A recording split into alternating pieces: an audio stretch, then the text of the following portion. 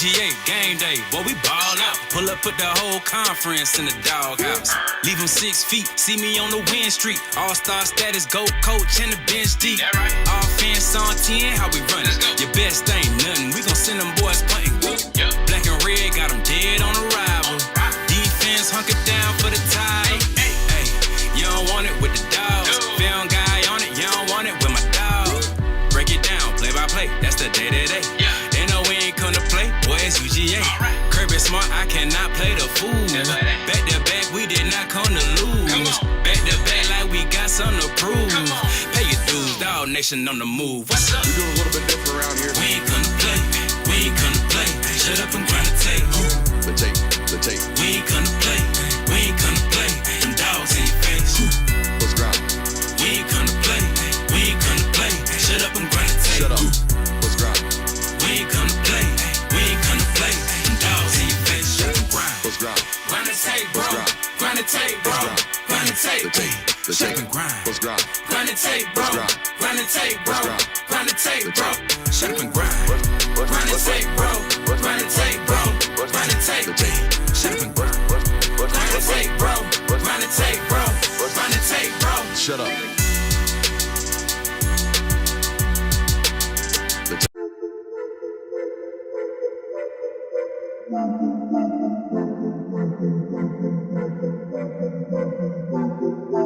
Welcome in, ladies and gentlemen, to MBR, or as we like to call it around here, Nothing But Rants, the show where I find topics that I'm oddly passionate about and I pontificate upon them. These are not hot takes, but rather takes that I'm hot about.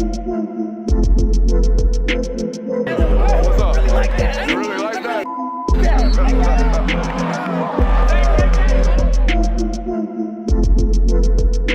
Let's shut up and grind some tape. Good morning, officer. Oh, we're frozen. Lovely.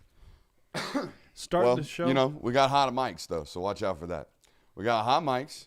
We got a frozen stream. Hey, happy birthday while we're at it. Oh, I appreciate that. We might as well get that out of the way. This would be the opportune time to sing happy birthday because we can't see you. We're not doing that.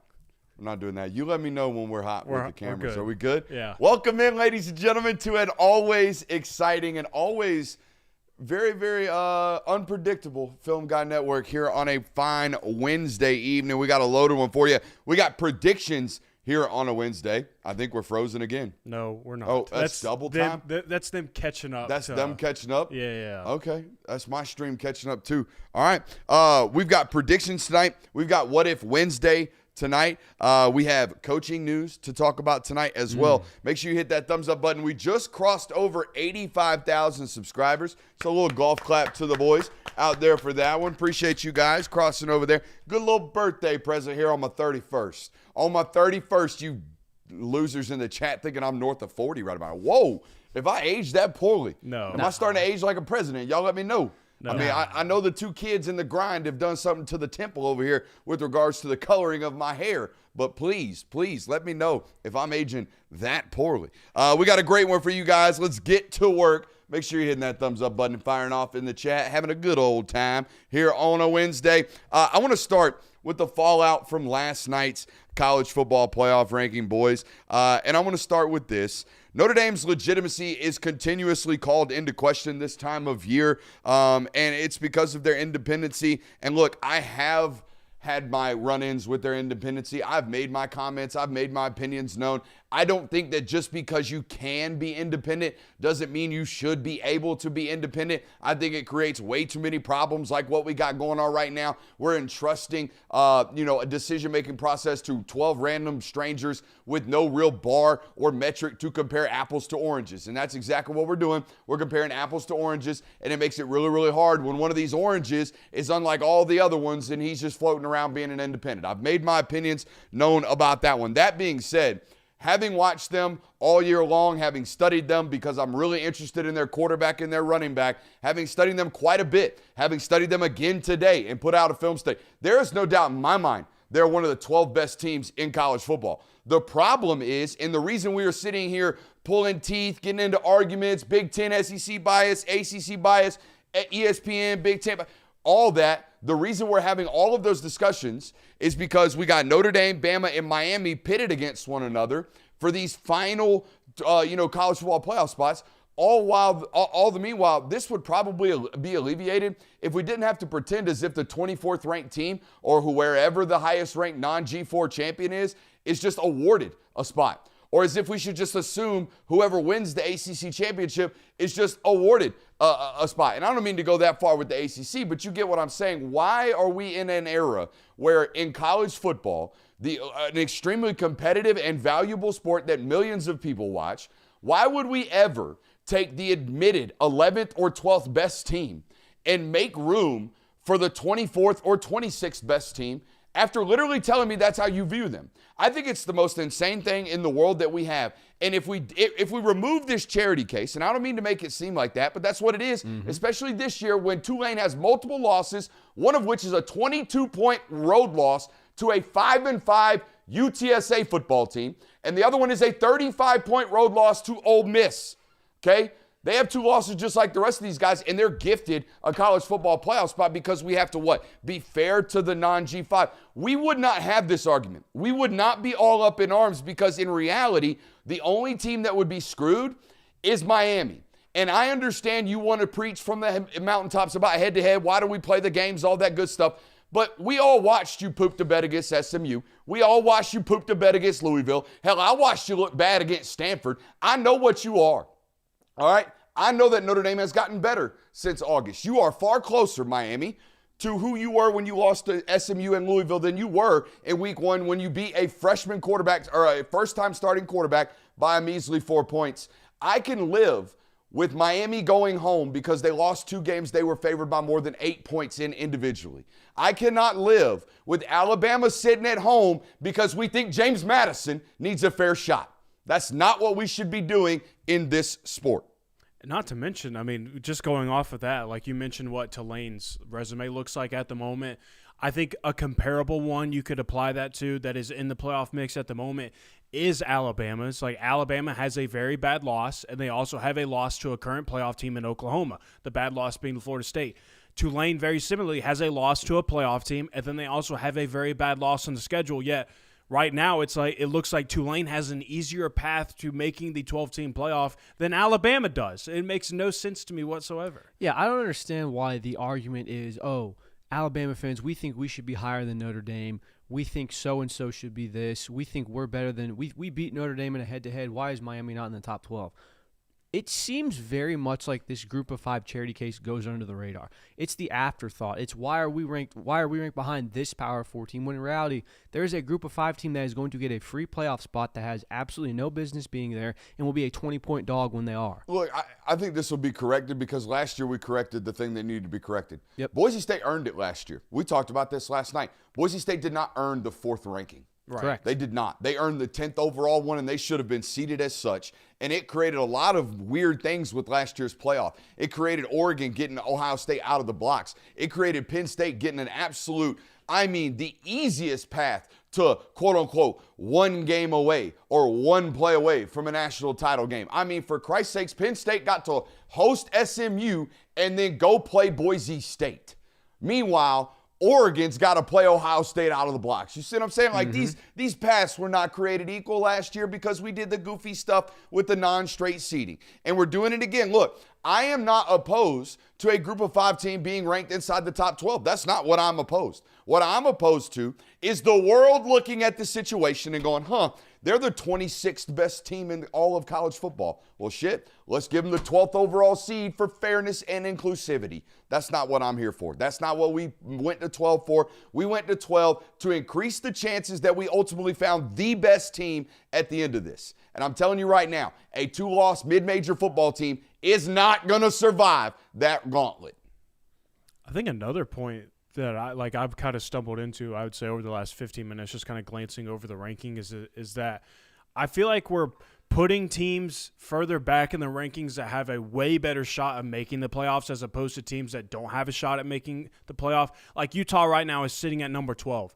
Utah doesn't have a better chance of making the playoff than someone like Michigan, who is sitting at 18th right now. Michigan has 1 conference loss. They have a loss to Oklahoma. If they win out, them boys are going to be in the playoff. I think you could say the same thing for USC. If USC beats Oregon this weekend and they continue to win out for the remainder of the year, they're also going to be in a playoff. But they're behind schools like Vanderbilt, who we kind of envision decision right now. Like even if you win out, I don't know if you're going to be one of these 10-2 teams that we're going to throw in the playoff. Texas has 3 losses. They're sitting there at 17th. Like, I just have an issue with how we've even structured some of the rankings of here are the teams that are right on the outside looking into these rankings, and here are the teams of well, they're just there, I guess, right now. Yeah, the way I think that is that those teams that are behind, like the Michigans, the USCs, there's still meat on the bone. There's still potential big wins for them. Obviously, if Michigan beats Ohio State, they're going to jump a Vanderbilt or a team like that or a Utah. It's kind of hovering right now, but doesn't really have a lot left on their schedule. I know Vanderbilt plays Tennessee, but a win over Tennessee has kind of lost its shine at this point in the season. So I think that's why you're seeing teams this is the argument for Alabama. If Alabama wins out, they will play in the SEC championship. They will surely jump Notre Dame if they win out. So I think that's where the argument is right now. Yeah, you have to move them back because they just lost a game, but there's more avenue for Alabama to jump Notre Dame than it is to Notre Dame stay in front of Alabama. Mm-hmm. Again, I think we get bogged down in that discussion and everybody starts taking shots at one another about that. Y'all should be picking on the little kid on the school ground that ain't needing to be there. Agreed. Right? The 100%. fifth grader playing with the middle schoolers during recess don't need to be there. All right, that's what y'all need to be pointing out. Y'all don't need to be bickering about, Miami versus this, Notre Dame versus that, Alabama versus this. No, what are we doing? What are we doing allowing? Again, not opposed to it, not opposed to the path. Just you can't lose by 22 to a 5-5 conference opponent and lose by 35 in your one non-G5 P4 football game against a quality opponent and then claim at the end of it you're good. Also, by the way, their head football coach went out yesterday and was like, if we're one of the 25 best college football teams in the country, there is some bad football going on right now. And guess what? There ain't a lot of bad football going on, really. There's 14 good teams. There's 12 really, really good teams. Mm-hmm. I'm pretty positive Tulane's not one of them, and I think that's okay. The committee got absolutely eviscerated last night for their reasoning as to putting Notre Dame ahead of Alabama in just pure blank resume or pure resume standpoint. And they pointed to, of all things, Alabama's inability to run the football. I felt like this was really, really weird. I also know that the playoff committee is in a no-win scenario, absolute no-win scenario.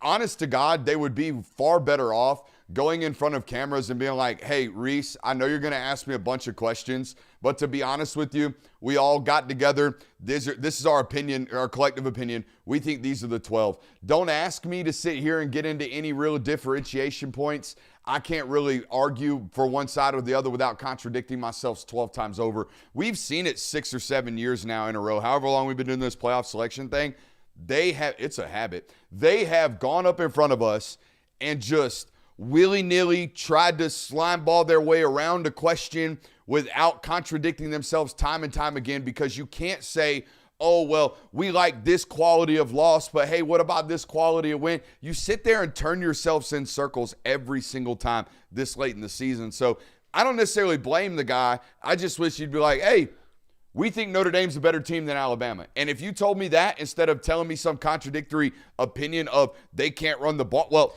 who cares? Yeah. Who cares if they can't run the ball? The problem that the committee has, and I think that they've done this to themselves multiple times over throughout the years, is the commissioner and the committee very much try to make it seem like they've watched all the games, they know everything they're talking about, they've done a deep dive into all this, when in reality, they're looking at stats, they're picking, points to go for it here and there. So when you are asked, hey, why is Alabama ranked bottom? You can go, well, they haven't run the ball well. Another thing, no idea what stats they use.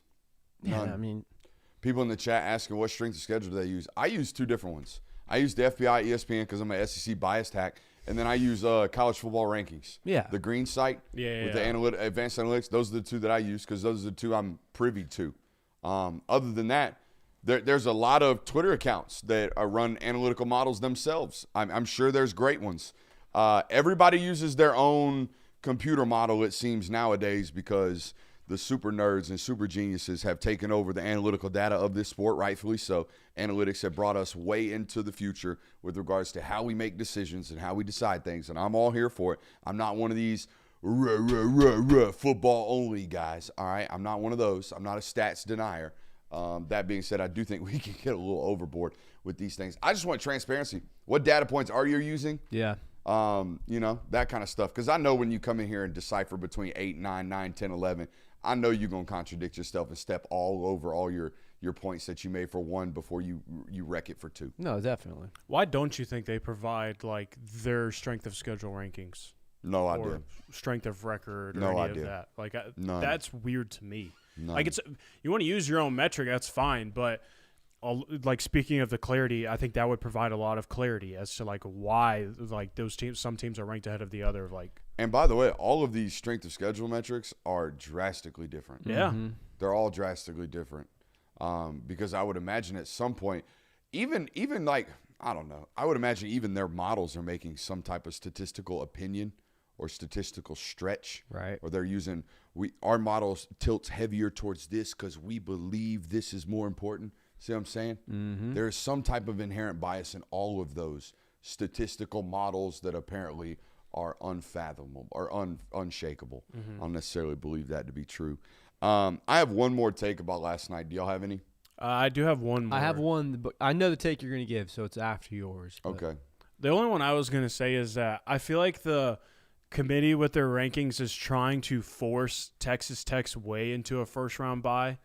And Yeah. the reason why I say that is because, for starters, they're number 5. What is better about their current record right now and their resume than someone like Ole Miss or someone like Oklahoma or someone like Oregon? Like both of those, all three of those only have one loss. Like what makes their one-loss record at the moment better than those two? That would be my first question. Yeah. And then the second one, it continues to go back to BYU and Utah being ranked in the top 12 at the moment. Both schools at this point have bad losses. Utah has 2 of them, in my opinion. Like I feel like they're keeping those schools in there because they're like, well, we want to make sure that whoever Texas Tech plays in the conference championship game is going to be a formidable opponent based on our rankings, and that way we can grant them a first-round bye when they're eventual Big 12 champ. Yeah, I mean, they're trying to cover their tracks with the SEC, obviously, because you have Ole Miss and Georgia, 2 teams that seem like they're in a really good place to end the year with 1 loss that won't play in the conference championship. Should, now I know there's a tiebreaker thing, but there's a really big chance that you have 2 one-loss teams that don't play in the conference championship that would be deserving of a top 4 spot. So you would have 2 teams from the same conference. So I understand why you're trying to kind of hype Texas Tech up and force them to take that other bye week spot. Hot take, Cody Campbell's paid off the committee. They've got the money to do it. They sure do. Here's my final takeaway about what we got going on. It's very clear to me that they don't care about who you've beaten. Even every year we see these rankings and it's like, here's the group of undefeateds, here's the group of 1-loss teams, here's the group of 2-loss teams. Oh, we got to separate 2-loss teams by quality losses, not quality wins. We got to separate 1-loss teams by quality losses, not quality wins. And it's very clear to me they do not care who you beat. It's very clear to me that you can go through a gauntlet that says you go on the road to number 5 and beat Georgia. You go back home and play number 12, you beat them. You go on the road, play number 11, you beat them. You go back on the road or back home and you beat number 12, you beat them. And everybody will just say, well, those are just SEC teams. They're just ranked really high because bias. And even though we all know that the AP voting is done nationally by everyone involved. Especially as we go to 9 games in the SEC conference, guys, you are doing athletic director malpractice if you are not scheduling 3 school of the frickin' blinds. Because Lord knows this conference is going to already make you have the hardest schedule you can possibly have. And they don't care. They don't care if you lose admirably to good football teams. All they care about is whether or not you come out unscathed. They don't give a shit. They don't give a damn if you lose to great football teams after going through 5 weeks of an absolute insane gauntlet. They'll point back to a non-con game that you willingly scheduled against Florida State that you had a bad start against.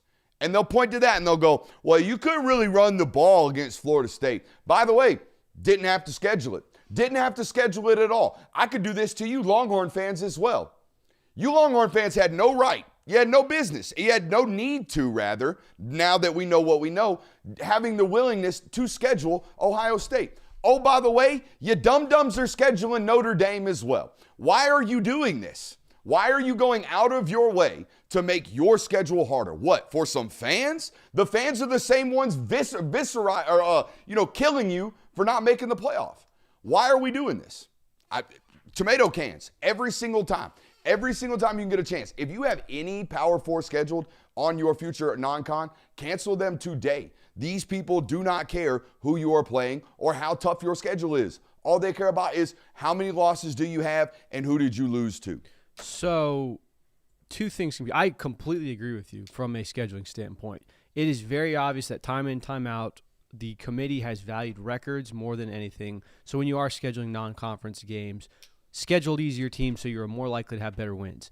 That said, I also at the same time hate this cherry picking that fan bases do and say, "Oh, this is why we're missing the playoff because we scheduled Ohio State this year." You can't cherry pick your most admirable loss of the season and say that's why we're losing, that's why we're missing on the playoff, when you had a 3-7 Florida team that you could have easily beat. I know that for as much as the Florida State game was a big game for them, Florida State is not a good football team this year. If you handle business, and that's all it's ever been, handle business. And I understand that the gauntlet of schedules is tough. They get asked to handle more business is what I'm trying to point out to all of people like that make that argument. These schools get asked to handle far more business than the other schools. And then we look at them and say, well, tough shit, beat Florida. Well, they could have afforded the Florida loss if they didn't go out and play Ohio State. If they would have played another UTEP, right now they'd be 10-2 with the Florida loss and an ass whooping on the road at Georgia with a chance to go beat Texas A&M. Yes. That's what the reality would be. The reality is also this.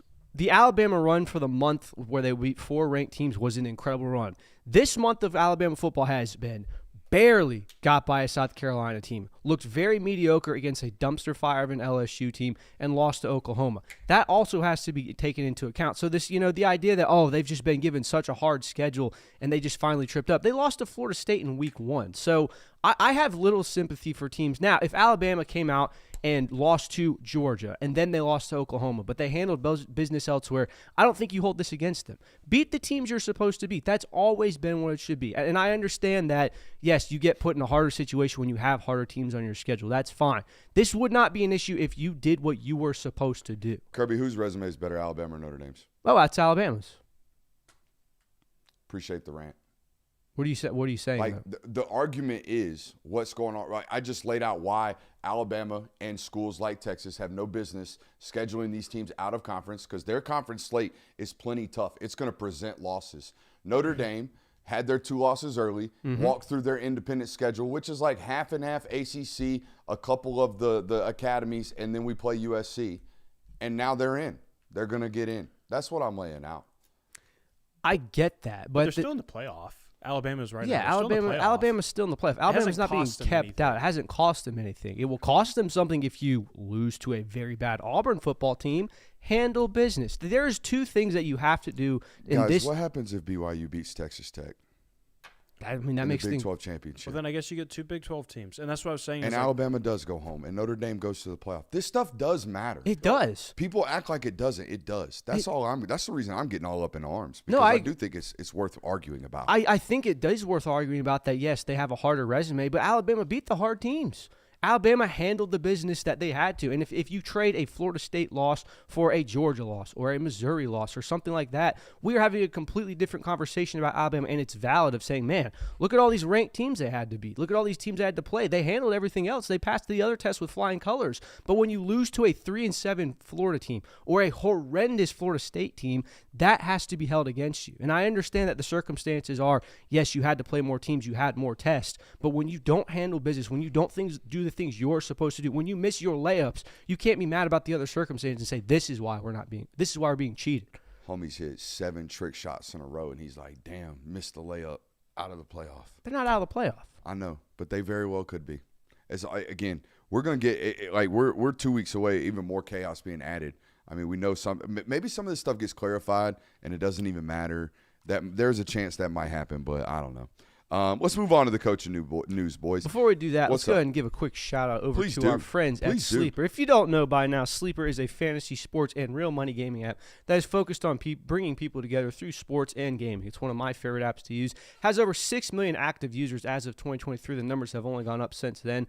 It is one of the fastest organically growing fantasy platforms in the world, while earning some of the highest levels of user engagement in the industry. Use promo code Brooks today to get a $100 deposit match up to a $100 100% deposit match up to $100. By the way, it's operational in over 25 states, including this great state of Georgia. Use promo code Brooks today. I want to give a quick shout out to our friends at Sleeper.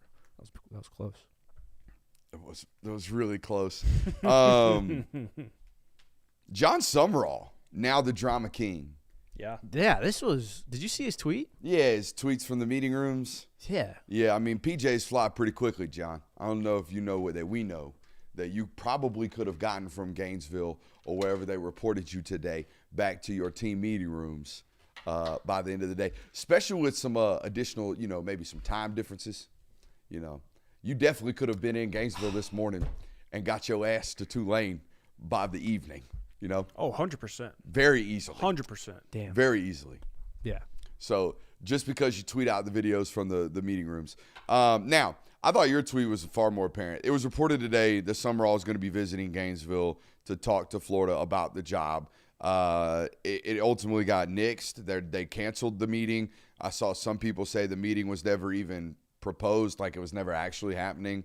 Thoughts on this story? Well, yeah, I mean, I've seen where some people are saying that Summerall was the one that canceled the meeting. Like, he said that he's no longer interested. I think you could take this a few different ways. I think you could see this as Florida being like, hey, here's our backup plan. What do you got? Oh, nope, we can't do that one. Cannot do that one, apparently. That's my take. I think Summerall has already been circled with, vibrant pin into that Auburn job. Yeah. And, we're in the middle of a playoff run right now. We can pretend like we're staying at Tulane Right. a lot better than Ole Miss or Lane's pretending he's staying at Ole Miss or whether or not he is, whatever.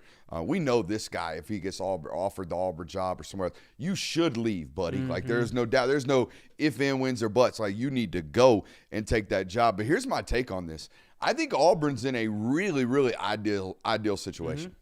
A real ideal situation in the sense that they're not in the lane train business. They don't seem to care. They don't seem to be involved in the noise. Maybe they're doing it behind closed doors, but they don't seem to be one of these folks waiting around for the Lane Kiffin sweepstakes. And ultimately, it's probably going to lead to them getting John Summerall. And whoever loses the Kiffin sweepstakes is screwed. Yep. Absolutely screwed. You're going to be like LSU. Let's say Lane Kiffin either goes to Florida or stays at Ole Miss. LSU is going to be in a situation where who do you hire? You hire Eli Drinkwitz, Jeff Brom, or Lincoln Riley? What do we got going on? Who do we go get? So the loser of this Lane Kiffin sweepstakes that's not going to be Auburn is going to be up a creek without a paddle. Yeah. God forbid they both lose.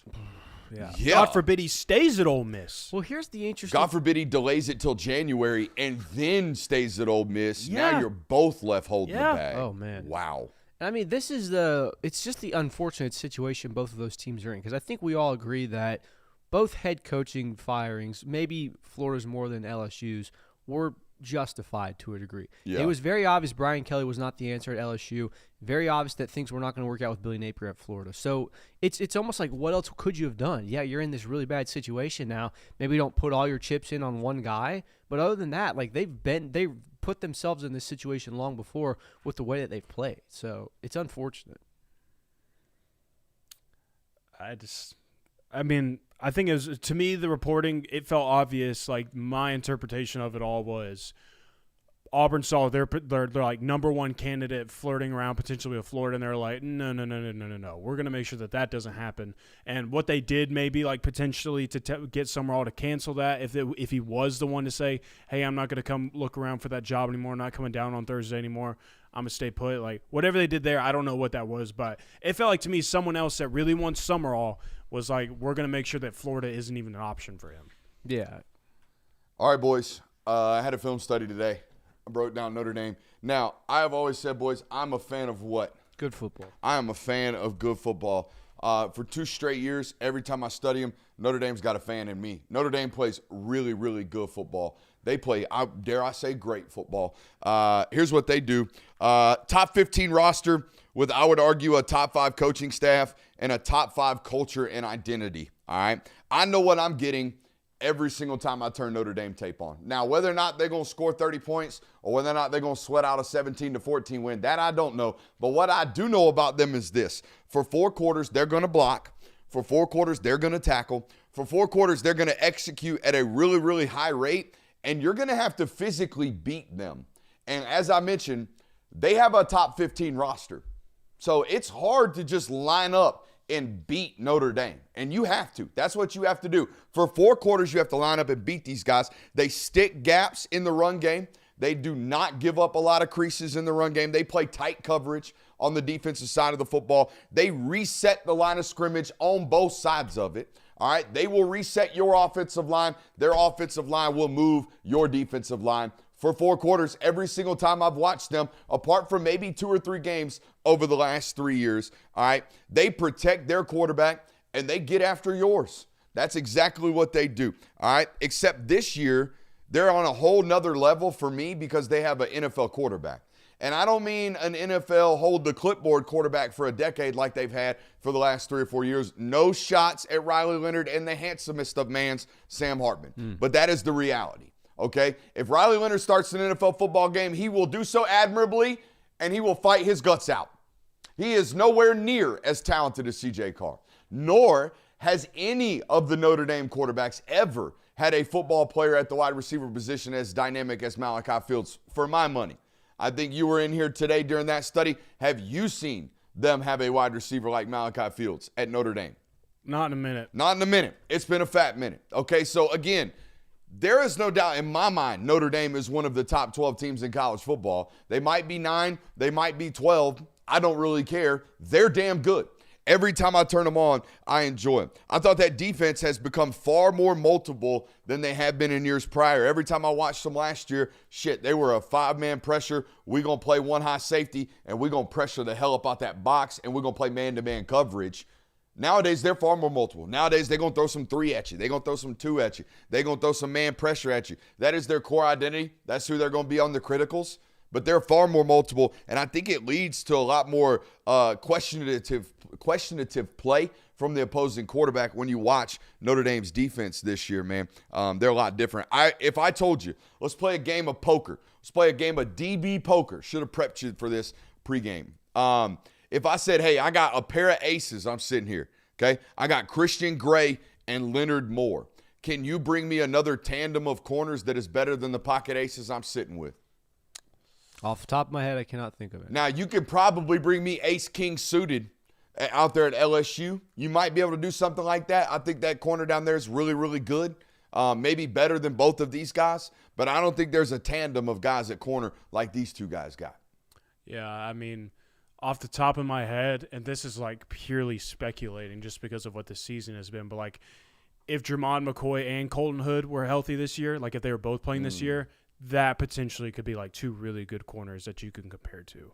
But again, Jermon McCoy has not been healthy this year. We haven't seen him play this year, so that's just pure speculation. So of the healthy ones right now, I would say no. Yeah, they're definitely up there. You're looking at like you're reading something big. Juicy info, huh? I don't think all the top 15 jobs are done coming open. Oh. Just leave that there. Oh, you're going to throw a grenade? Fuck it. I think Florida State's thinking about maybe firing Mike Norvell. Oh, my gosh. I mean, it's bad. It's very, very bad. With all the I'll save that for when it happens. Just might happen. That's all I'm saying. Offensive line from Notre Dame, exceptionally well coached. Joe Leonard, was that his name? Joe Leonard, the offensive line coach from Notre Dame. You got a fan in me, brother. I followed you on Twitter today, and it seems to me you're in Rudolph. Joe Rudolph. Joe Rudolph seems to be in his early 50s, and he don't really communicate via social media, and he damn sure not watching this right about now. But you got a friend in me and a fan in me. Every time I watch your units, man, every time I watch your offensive line, they're really, really well coached. They do everything right. I think they're the only unit in college football that could play Oklahoma today and not have a free runner. That's also with Go them 4 quarters, no free runners. That's also with them losing 2 quality offensive linemen in the transfer portal this offseason. Yep, no doubt. Malachi Fields is a problem. That's the transfer wide receiver from Virginia, 18.6 yards per catch right about now. 18.6. That's insane. He's absolutely racking it up. Those are my notes on the Notre Dame Irish. Yeah, I mean, Fighting Irish. very similar in some ways to how they were last year, where this team just plays clean football. That's like the thing that I would start with them the most, and that's very important in these high-key matchups and like these big-time ranked matchups and playoff games. We saw it play a massive role in multiple of their playoff games last year, especially in the one against Georgia. Like they were executed at a higher rate, and they played cleaner ball that day, and that ultimately won them the game. So that's like what sticks out the most when you go and watch Notre Dame tape. And then also I think you've seen the progression from C.J. Carr. Like what you watched in Week 1 against Miami, that is not the same C.J. Carr that is playing football right now. Now, have they played a caliber of opponent close to Miami other than Texas A&M, which was the week right after or 2 weeks after a bye week? No, but I mean, at this point, like based on what you can tell from the opponents that he does face, like he has certainly continued to elevate his game and continue to progress. The defense and the secondary, which was very questionable at the beginning of the year. I remember that being like two of our biggest takeaways is that a team that had one of the best secondaries in college football last year in the first 2 games of the season looked very questionable. Like it looked like it might be a weakness of this team. I think they've kind of cleaned some of those things up. They're certainly playing more confidently. Yeah, I mean, they gave up 30 points to Purdue. Yeah. So there were multiple reasons why to be speculative of them. However, they've done their job, and now it looks like they're going to be a playoff team. I think they deserve to be based on how they look right now. Yeah, I mean, granted, the 2 losses at the start is hard. It's kind of this idea that they lost 2 games and haven't played anyone. They haven't played a ton of people, but the win against USC looks very good for them. For sure. I think the fact that they beat Pitt, now we all agree that Pitt's probably not a great team, but they've got enough resume holders there to justify their play. And I think that win against USC looks totally different if C.J. Carr's brain doesn't just fry in the red zone with that one pick. And that win gets overlooked all the time. I don't really see people bringing that up about Notre Dame a whole lot. Like everybody wants to focus on the 2 good losses that they have at the beginning of the year, and they follow that up with, and they haven't played anybody since. They've played USC, and if USC beats Oregon this week, that's going to be another playoff caliber team. Mm-hmm. All right, we ready for What If Wednesday? We got a lot going on. Hey, speaking of the Irish, what if Notre Dame struggles with Syracuse this weekend? I mean, guys, they slopped it around against Boston College. Yeah, several field goals, 29-16 them. People will be even more disgusted with them. Do they have to win with style? On These paper, next 2 no. weeks, they play Syracuse and Stanford. Statistically, they're locked in anyways. That's what Vegas says. It would certainly help them to win with style, even especially if you get some craziness. But I think that it's gonna take a lot for them to get pushed out. I think they do because of some of the scenarios that we've talked about. Like, for instance, if BYU does, for some reason, beat Texas Tech in the Big 12 championship and you have 2 Big 12 bids now, Notre Dame is one of those teams that gets circled all of a sudden. And, like, there's certainly – like USC, if they get into the mix, that's when you get a mark down as well. I mean, Michigan is still in the fold right now, believe it or not. Like, those types of things. Like, yeah, I think you do need style points. Since we're talking about USC – what if this USC-Oregon game is like a 1-point, just absolute thriller, just came down to the last play? Neither team really showed dominance. Neither team – because we're all kind of on the assumption that if Oregon loses, they're out of the playoff at 10-2 because they don't have the resume. But what if they do look just fantastic against USC or vice versa? And it looks like 2 very high-caliber teams going at it. It's tough to answer. Are we talking about Oregon? Like, if both look really good, like it's a really, like, it lives up to the hype, primetime matchup. Both teams are just getting after it. Like, it's won by a game-winning field goal. It's or last like year's Oregon versus Ohio State. I mean, if Oregon wins, they're in. If USC loses, they're out, period. If USC wins, I think they have to win with style because they're going to get thrown into this 10-2 bunch with one quality win over USC and getting their – they got beat pretty handily against Illinois on the road. And who is their other loss? Notre Dame. All right, so they'll lose the head-to-head discussion against Notre Dame. So I look at USC as I think if you win, you should be in, but I don't think the committee looks at them as that. What are they ranked right now? 16? Aren't they 15th? Aren't they the highest ranked 2-loss Big Ten 15th. team? They're ranked 15th. So there is a chance. I just don't know if they get all the way. Like you have to get up to 10. You know? Right. So it's hard. I would imagine it's hard. They probably get ranked 11th and get kicked out. You do have a top 10 win if you beat Oregon, though, even if it is just a 1-point win. Here's an interesting one.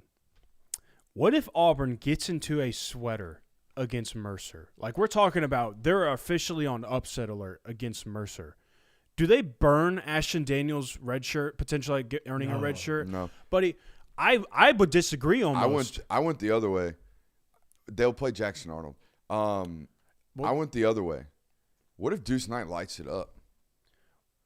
What if Deuce Knight goes out there and absolutely freaking shreds, bro? They would sacrifice a loss to Mercer potentially just to save a red shirt? That's what you're telling me? No, they're going to play Jackson Arnold instead of playing Ashton Daniels. Okay, let me change it up. Let's say Deuce Knight and Jackson Arnold have both played up to this point. Neither one of them are getting it done. Then, yeah, you torch the shirt. I don't think so. Dude, you can't lose to Mercer. I don't care that you don't have a head coach right now or anything like that. You cannot lose to Mercer. They are 9-1. They are, but still. You can't lose to Mercer if you have anything to lose. They don't even have a head coach right now. I think that Auburn, in my opinion, and from what I've heard from that fan base and from everything I've seen, their entire season revolves around, can we knock Alabama out of the playoff? Mercer, win or loss, be damned. That's going to suck if we do lose, and it'll be embarrassing. Yeah, I mean, Jonathan, this is a football program who's lost to ULM in the last couple of years. Yeah, like if And New Mexico. So, like, if we can, hell yeah, Mercer's quality, we're a scrappy bunch. as long as we can beat Alabama, we don't care. That was just a question I had of, like, would you sacrifice that if it meant losing to Mercer? No, I wouldn't. You need to have that kid as long as you can. What if Florida beats Tennessee? For me, I only ask this because I think of all of the – people label me all kinds of things. But if there's anything I feel like I go out of my way to do, it's to let people know that I think Josh Heupel's a really good football coach. Mm-hmm. Yep. Like, I do everything that I can to let the world know that I think this guy's doing a hellified job. If you lose this weekend, buddy, you're going to make me question my whole process. Yep. If you lose this weekend, man, it's going to be the first sign that maybe we do have a problem. Maybe you aren't. Maybe it's not even a discussion. For me, you are the guy. But for me, I think you are a guy. Do you see the separation between those two? I know you're the guy for Tennessee. But I think you're a great football coach, potentially one of these. You lose this weekend, buddy, ain't no more potential. Like, you probably just ain't one of these guys if you lose this weekend, or at least my thought process is going to start going that way. And Vegas thinks it's very much a possibility. I think God, that line's scares the less shit than out of 4. me. Well, yeah, I mean, look, here's the thing. If Josh Heupel loses to Florida this Saturday, he's at the top of every hot seat list come 2026. Hey, I don't know about that. Again, I think it'll be that's when it started to roll down the hill. I think that's the Bunsen burner starts. That's when you're going to lose this weekend. You continue to look bad start next season, then it starts to heat up. Here's the problem. When something like this happens, the fan base and the boosters and all the donors, they jump ship. Now, they're not going to say fire him, but they are going to begin to everything that goes wrong will be a reason to fire you. You're forgetting one key element up there in Knoxville, Tennessee. What's that? Danny White's his best friend. The AD up there is a UCF guy, was with Hype, is a Hype guy. So I think there's going to be a little bit of loyalty there, extended loyalty, as, again, I think there should be. That fan base is also a little bit in the crazy side of things, crazy passionate side of things. I think they even take pride in that. I think Tennessee fans take pride in knowing that they're a little bit on the lunatic side. AJ Vols in the chat says, as a Tennessee fan, I'm 35% sure we win. Oof. That sucks. I mean, they ain't won down there since 2003. But if that's your expectation, then you shouldn't be disappointed. What a spin. Just saying, if you're at a 35% chance you win, Dr. J spin? then you shouldn't be disappointed when you lose. That team's 3-7. No, yeah, I mean, you should be disappointed. I had a buddy call me last week, having played Florida in the last month or so. And they're like, I ain't never gone down to the field and watched them warm up. My God, what a roster. And I said, I know, Coach. And he goes, be tough to get Billy another job after that. I'm going to ask this what if, but I'm not just asking it for the face value, all right? So just let me talk it through a little bit. What if Michigan does beat Ohio State? And this is not from the Ohio State perspective of, wow, you still can't beat Michigan, whatever, all that stuff. I'm talking about because if Michigan does beat Ohio State, now they need some other chips to fall in order for this to happen. Michigan could still play for that conference title.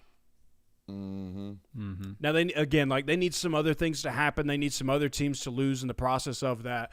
But I think Michigan has fallen victim to one of these teams of, like, we've automatically kind of disassociated them from the playoff when there's still a legitimate chance that they get into the playoff and they could play for a conference title if everything aligns. A win against Ohio State, if you win that alone, that'll get you in the playoff more than likely. Yeah, I feel like everyone's kind of just put Michigan on the back burner because everyone just assumes that Ohio State is going to win every single one of their games for the regular season. I get that, but there is a very real possibility where Michigan is one of these teams that, makes the college football playoff, can beat Ohio State. I mean, for God's sakes, that game is in the Big House. Good on the what ifs? I have one more. Come on with it. What if Texas's playoff hopes aren't gone yet, despite what everybody is saying? Oh, I went the other way. What if Texas loses this week? I forgot that one. That's way more entertaining.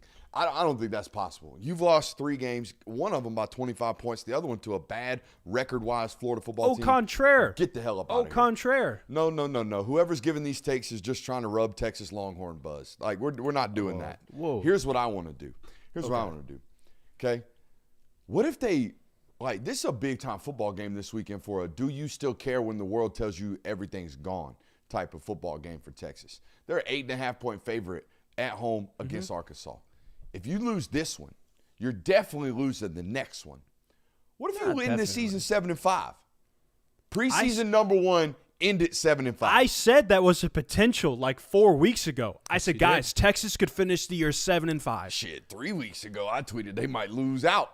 Even they basically might. Even I saw this is like perfectly encapsulates Arkansas football right now. I can't remember who tweeted this, but it was perfect. Arkansas is the best team to never win.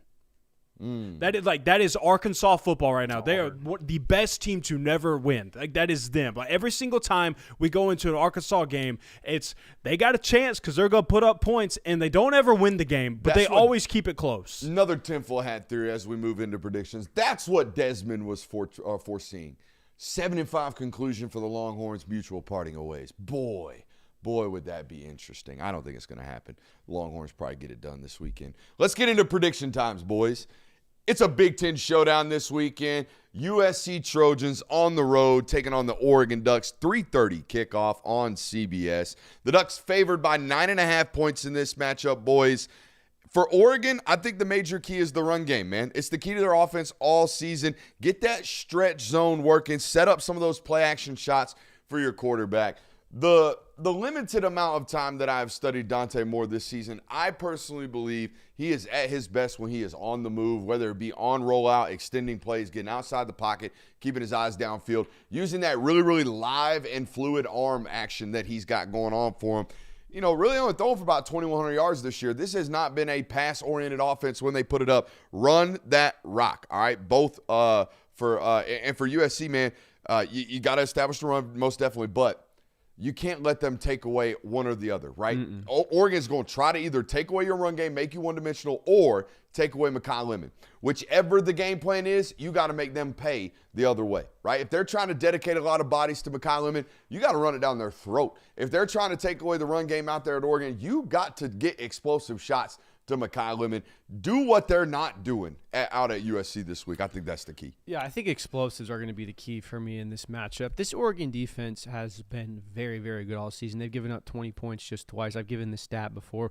One of them was in the overtime win against Penn State. The other was to Indiana. So this defense does not give points up a lot. If USC can get a handful of these explosives to put themselves in scoring position, it's going to get very, very interesting. But I think Oregon's defense has the advantage in that regard. I think the key for Oregon, in my opinion, is can they build up some offensive confidence against a ranked opponent?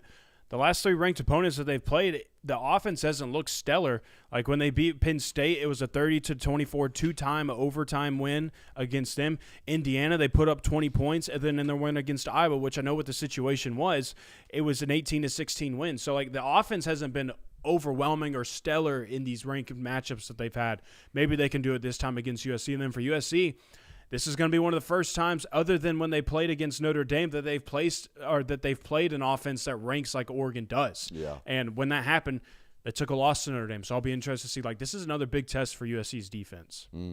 X factor for me is Jaden Maeva. Guys, an extremely talented, big, physical quarterback. Great athlete, has all the arm talent in the world. He's been playing really, really good football as of late, really all season. I would argue even dating back to his spot starts last year. I feel like this kid is really, really talented. He's got another year of eligibility, but I think this weekend on the road against Oregon is his opportunity to really enter his name into that big boy conversation for the quarterback position, right? We're going to be in a draft discussion in a couple of years with some dudes that get talked about a whole hell of a lot more than you, buddy. We got a chance this weekend to be a dude and a difference maker in this football game and really, like I said, insert ourselves into that discussion for this is a dude at the QB position. It's always going to be Mekhi Lemon in a USC game. Got to be. Squeeze it. That guy is the difference maker on that offense. Give it a juice! And he's been the difference maker in their wins. Like, it's because that guy is creating explosives. That guy is making the big difference plays, making in key moments. Like, you got to make more plays than the other. That guy is making more plays than anybody in these games. So if USC is going to find a way to beat Oregon this weekend, it's going to be because Mekhi Lemon was a big reason why. Yeah, Oregon will win or lose this game depending on how well they defend Mekhi Lemon. So he's got to be my X factor. Boys, total in this game set at 55.5 points. Got a sneaky suspicion. We got a defensive rock fight breaking out. Yep. You heard it here first. Team total under 45 points in this football game, unless it doesn't happen. I like that one. I went with something kind of similar, but not as much. Give me the USC Trojans being held to less than 20 points in this game. I think Oregon's had a good streak of this. It will continue on Saturday. We get Madman Dan Lanning this weekend. You know, in some of these marquee matchups in years prior, we've seen where Dan Lanning, he just goes full lunatic. We're going for it every single time on fourth down. We're super aggressive. I think we get some of that Dan Lanning this weekend. Give me Oregon going for it on fourth down 6 times in this game and converting 5 of them. You heard it here first unless it doesn't happen. 6 times is crazy. Yes. I like it, Jonathan. Yeah, that Dan Lanning. That is Dan Lanning we've seen before. You think he has to go to sleep with a mouthpiece in? He definitely be grinding in the sleep. Does he I sleep? gotta be, right? Does he sleep? Probably not. Probably not. I mean, not to portray any confidences, but I've gotten text messages from that guy at very peculiar times where it's like, nah, he doesn't sleep. Well, it's a time difference, too. Yeah, I know. So when you text me at 7 o'clock my time, Oh. when are you sleeping, you lunatic? That is right. Like that kind of stuff. He does it. Huh? Always working. Always be grinding. Mm-hmm. We respect the grind around these parts. Vegas knows something. Yep. Vegas knows something. Prediction here, Oregon 27-24. Ooh. Yeah. I don't trust Vegas all that much. I don't trust Vegas all that much. I think it's going to be tighter than the experts out in Vegas believe, but I will ride the duck. I'm trusting Vegas in this Yeah. one. I have them winning 28-17. I have Oregon winning 31-20. We like it. How much do you think tickets for this game would cost? That's a great question. You know, I think that seats just under 50,000 out there at Autzen. Highly contested football game. What do our friends over at SeatGeek got it going for right It's about a good now? thing you asked because they are one of today's sponsors. They have over 70,000 events listed on SeatGeek, including concerts, sports, festivals, and more, including Saturday's matchup against Oregon and USC. Head over to Today Now. They have your back on all types of matchups. They rank their games on a scale of 1 to 10 by deals. Green is a good deal, red is a bad deal, so they make sure that you are getting the most bang for your buck. Plus, every ticket is backed by their buyer guarantee. And, of course, we've got a promo code for you. Use FilmGuy10 to get 10% off your next set of tickets at SeatGeek. That is FilmGuy10 with any set of tickets. 60,000 seats out there at Autzen Stadium. And you know what I love about it, having been out there? Not a bad seat in the house. I'm looking at it on SeatGeek right about now, boys. You can get a seat about midway through for about $500. Right in a premier, I'm talking about right on the 50 for about $500. You can sit up in the corner of the end zone about 2/3 of the way up out there in Autzen for about $150 over there right about now on SeatGeek. Again, promo code FilmGuy10, get 10% off over there. Love those folks at SeatGeek. They do a great job helping the passionate fans get access to fundable, or rather affordable tickets over there. Again, SeatGeek, promo code Film Guide 10. Yeah, chat saying only 60,000. Yeah, but if you believe in decibels, all right, not the ones they put up on the home screen, but real like data, scientific data of decibels at home crowds in college football, Autzen is one of the loudest. Dating back all the way to the original NCAA games. That's how they did Stadium Pulse originally. They would go to home games with a decibel reader, stand on the field, measure the decibels. Autzen Stadium, the loudest at the time, the last time they did that data back in 2014. And it's only, I would imagine, gotten louder since, because they've gotten better since, I would argue. Let's go on to our next one, boys. Another SEC showdown, Tennessee at Florida. We've already talked a little bit about this one. 7:30 kick down there in the Swamp. Boys, the Vols haven't won down there in Gainesville since 2003. Talked about it a little bit earlier. This is a must-win for Heupel, because I just don't, I think you're the guy we talked about earlier. I think you're a dude. Go prove that this weekend. I think it's very, very important for that. Good coaches, damn good coaches, win this football game and do so convincingly. Keys for Tennessee: stop turning the damn football over in the red zone, man. It's been awful. Not just the turnovers. When they're arriving and when you're having turnovers, catastrophic. All right, absolutely catastrophic. Got to eliminate that this weekend. And for the love of God, will you tackle? Will you tackle? That is the question this weekend for me going into this one for Tennessee, because Lord knows Florida, despite the fact that they're rolling with their threes essentially, they still got dudes over there. For Florida, the key is keep fighting, man. I got a ton of respect for this football team. Absolutely. Absolute ton of respect for these guys and the way that they continue to play when the world tells them it does not matter.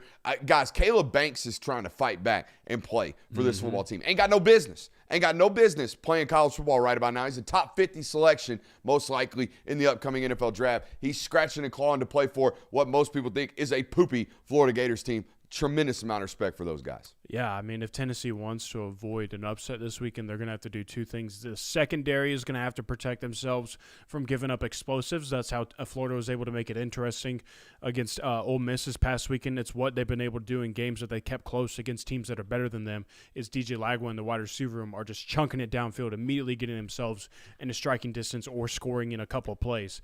So if they're able to do that, then you're going to be in trouble. And if Joey Aguilar is not able to protect the football in this one in the Swamp, you're also probably going to find yourself in some trouble. Yeah, Tennessee can't tackle a toddler. That's basically my X factor, is which team can get more explosives without having these costly turnovers. We've seen throughout the season, Joey Aguilar has put the ball at risk. DJ Lagway has put the ball at risk. Both teams have very explosive offenses. Both teams are predicated on dunking on your head on 30, 40-yard passes. Which one of these rosters can be more effective at doing so? We've seen Florida do this a handful of times. We've seen Tennessee do this a handful of times. So who can have the cleanest operation will be in a great position to win this game, in my opinion. X factor for me, you guys have both mentioned the explosives. You mentioned how explosive Florida can be. You mentioned who's winning the explosive battle. Michael Sturdivant Jr. is the J. Michael Sturdivant for me is the X factor for that reason. The transfer from UCLA really getting a lot more burn as of late because Vernell Brown's out. Now Roman Wilson probably not playing for this football team out there at wide receiver as well. That's his name? Dallas Wilson. Dallas Wilson. Who's Roman Wilson? That's the Michigan That's wide the receiver. Michigan guy. Dallas Wilson probably still not playing. Is that a hamstring thing going on there? That was a I foot. think that's what foot. Say he got a leg, something going on right there. So either way, J. Michael Sturdivant is an explosive waiting to happen. Ole Miss could tell you this. That guy was running naked in the back end quite a bit on Saturday night out in Oxford. Watch out for J. Michael Sturdivant. It's DJ Lagway for me, because whatever version of DJ Lagway you get in this game, that ultimately also it plays a strong role in how this game is going to go. Because if we get Kentucky DJ Lagway and that dude can't hit a soul other than the defense, then Florida has no shot in this game. But if DJ Lagway is going to show up like he did against Ole Miss last weekend, then you certainly have a shot. So whichever version of DJ Lagway you get this week in Florida, that ultimately is going to play a major role in how this game is decided. Yeah, give me Chris Brazzell for this. I think that Tennessee is going to be predicated on – there's going to be some point in this game where they're just going to start, shout out James Franklin, just tossing it up to him. So I think that if Chris Brazzell can make enough 50-50 balls and make the plays that we've seen him make all year, Tennessee will have a good shot at winning this game. Did y'all see old Ben Johnson, the head coach of the Chicago Bears, got a you ever just throw it up question as well? And he goes, yeah, he really politely said, yeah, if you've ever watched my play calling, I don't do a whole lot of just throwing it up. I think we see fireworks in this football game. Whole lot of points. 70 total points scored in this football game. Wow. You heard it here first, unless it doesn't happen. And it's going to happen. That ain't no guess. That's what it's going to be. I think this game gets a little disgusting. I think that both quarterbacks. A little yucky, huh? I think both quarterbacks combined for 5 turnovers in this one. You heard it here first, unless it doesn't happen. Ooh. Oh, boy. We kind of talked about this earlier on the show. I think this will be the game that you get the "I am done with Josh Heupel" tweets. I'll say that and save the prediction for later. You heard it here first, unless it doesn't happen. All right, well, I'll get into my prediction right now as Brooks is handling something over there. I'm asking somebody in the chat if they're the same Ohio State fan I keep dunking on Twitter, because if it is, God love you for continuing to show up and support this place, because you've had a bad couple of days on my social media. My final prediction for this one, give me Tennessee 30, Florida 25. Ooh, wow. Give me the Florida Gators 31, the Tennessee Volunteers 27. I think Vegas knows something we don't here. I think the fact that Tennessee's only a 3-point favorite against a 3-7 football team in a venue that they have not won in almost 23 years is very fishy. I'm going to ride with the Gators. Tennessee 38-34. Sneaky good football game, as all Florida football games have been. Mm-hmm. That fan base, do they keep showing up for this football team that shows up like this? They were on the road last week, so I don't know. But they sold out the Texas game, right? They've sold them all out. Oh, well, that was a few weeks ago. Yeah, you're right. That was like I mean, 2 they've been on months the ago. road the last 2 weeks. They haven't played a home game. Mississippi State was their last home game, right? Yes. Yeah. And that was the And that was we're done with Billy Napier. farewell, Yeah. Mr. Napier. Yeah. All right. Let's move on. Missouri at Oklahoma. 11 a.m. local kick, boys, out there in Norman for Oklahoma. Stop that Ahmad Hardy fella. Yeah. You know? Yeah. That guy pretty good. If you can stop that Ahmad Hardy fella, you ought to be all right. For Missouri, can we find any type of way? Here's dream scenario. Absolute dream scenario. Probably won't happen. This is crackpot dream. All right. Can we leave this football game with a win and Matt Zoller's only dropping back 20 times? Interesting. Es posible? It's possible, Potentially. for sure. Because here's the deal. If Matt Zoller's is getting more than 32 rips or 30 rips in this football game, they done shut the run game down. You know what I mean? Yeah. You're playing from behind. They done shut the run game down. So how can we find a way to continue to lean on a run game against a defense in Oklahoma who, I don't know, top 2 in run defense on the year? Yeah, I think Seems that impossible. Yeah. Oklahoma's defense is certainly the star of this show, but I feel like this offense has been aided the last 2 weeks by opportunities that have created points for them. You had a pick six against the Alabama. You had a fumble recovery on a punt that gave you a really short field. Tennessee had a bunch of turnovers. My key to this game for Missouri is going to be, can you stop and not give them the opportunities to have short fields and easy points? Because if so, Oklahoma's offense hasn't really been moving that football that well. So it's going to be very interesting to see. Yeah, for my keys to the matchup, it's how many short fields can Oklahoma's defense create for their offense? Because that's been a major key to them continuing to win ball games late in the season and really the entire year. Is that defense has been doing overtime for that offense that has struggled and sputtered at times. And can Ahmad Hardy be the most special player on the field? If he is that, if he goes for, like last week, he went for 300 rushing yards, it's not going to be that against Oklahoma. I hope not. But if he can be one of those types of players this weekend, then they've certainly got a chance. However, in these big-time ranked matchups for Missouri, Ahmad Hardy has kind of become a non-factor at times. And you pointed it out. I mean, his season low was against Auburn for 53 yards. I think an average 2.4 yards per carry. But you pointed it out about Oklahoma. Who is the best run offense that they've played? Is it Ole Miss? Is it Michigan? Like Probably Ole who is Miss. the best running football team that they've played? Probably Ole Miss. This will be it, though. Yeah. This will be the best run opponent they have. If they can go out there and stonewall this rushing attack, they're 100% legit. I think we know them to be 100% legit. I think you would be an ignoramus if you were out here questioning whether or not Oklahoma's defense was good. They're really, really good. Don't be doing the quality opponent thing with those guys. They're elite, which is why one of their football players on the defensive side of football is my X factor in this football game. You boys know about Kendall Daniels? Y'all know about Kendall Daniels? Kendall Daniels is a 6'5", 242-pound, listed as a linebacker, plays safety, plays nickel for Oklahoma. If you watch Oklahoma football this weekend or at all this year, find number 5 on the defensive side of the ball. He is an Oklahoma State transfer. If you want to know anything about modern college football, look right there.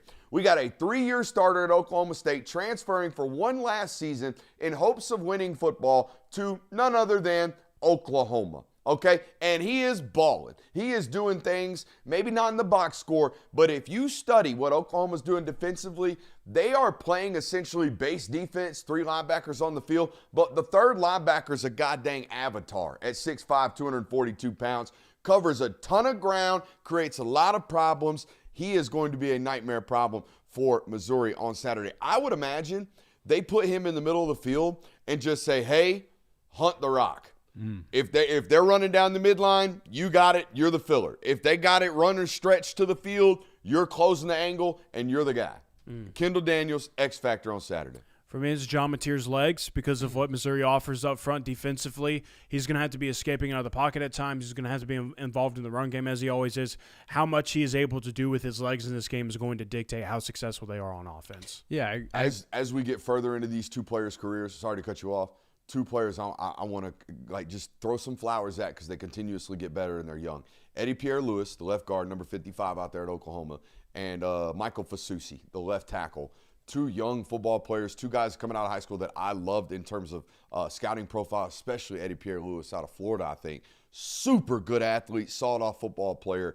They're playing good ball and continuing to get better. Something to pay attention to because they got a damn test this weekend. Yeah, me and Jay will have the same X factor. For it's Oklahoma, and not just because of what John Mateer can do with his legs and this offense explosivity. I think turnovers are going to be a big thing to pay attention to. Oklahoma has won and lost their last 2 games by what they're able to do in the turnover battle. And we've seen John Mateer is capable of turning the ball over at times. So I think that if he takes care of the rock, they're going to have a very good chance to win. You heard it here first. Ahmad Hardy held to a season low in yards per carry. Currently 2.4 yards per carry against Auburn. 2.3 on Saturday. You heard it here first. Shuts it down. Tough. Not a single touchdown is scored in this game. Field goals only for the Sooners and the Tigers. FGO. You heard it here first unless it doesn't happen. 2015 Missouri. Boy, versus Georgia. Big Ten fans going to love that one on social media. God, the SEC sucks. Shut up, Iowa fan.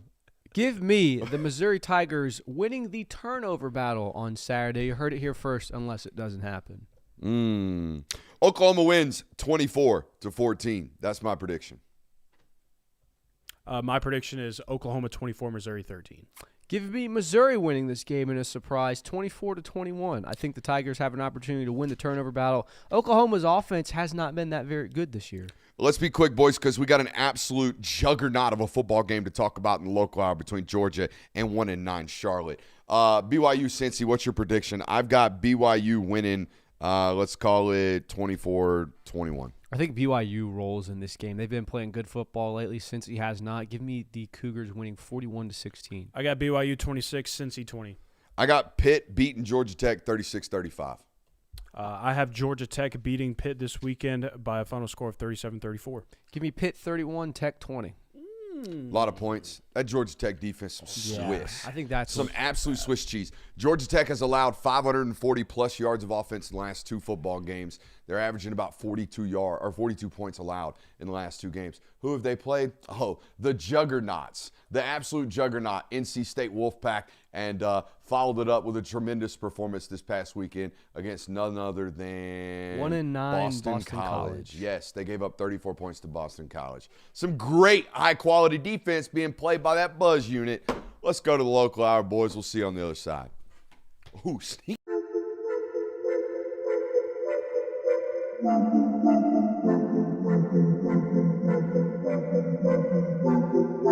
Welcome into Talk the Dog, the show where we find a bone to pick and a take to give. These are not hot takes. These is dog takes. Can I talk that dog? What's up? Really like that. You really like that?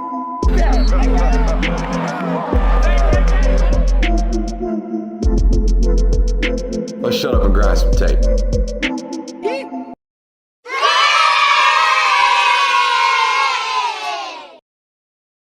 Well, shut up and let's grind. I bet we spray it a little bit. Feet tied together the whole time. We're just hop, hop, hop, hop, hop, and then we spray it. Oh, I'm sure we're flaring somebody and railing somebody over here. We got 2 Ds in one hole. The tight ends release.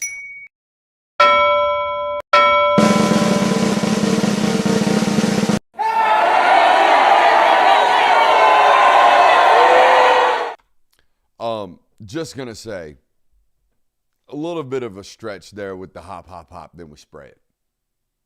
I don't know.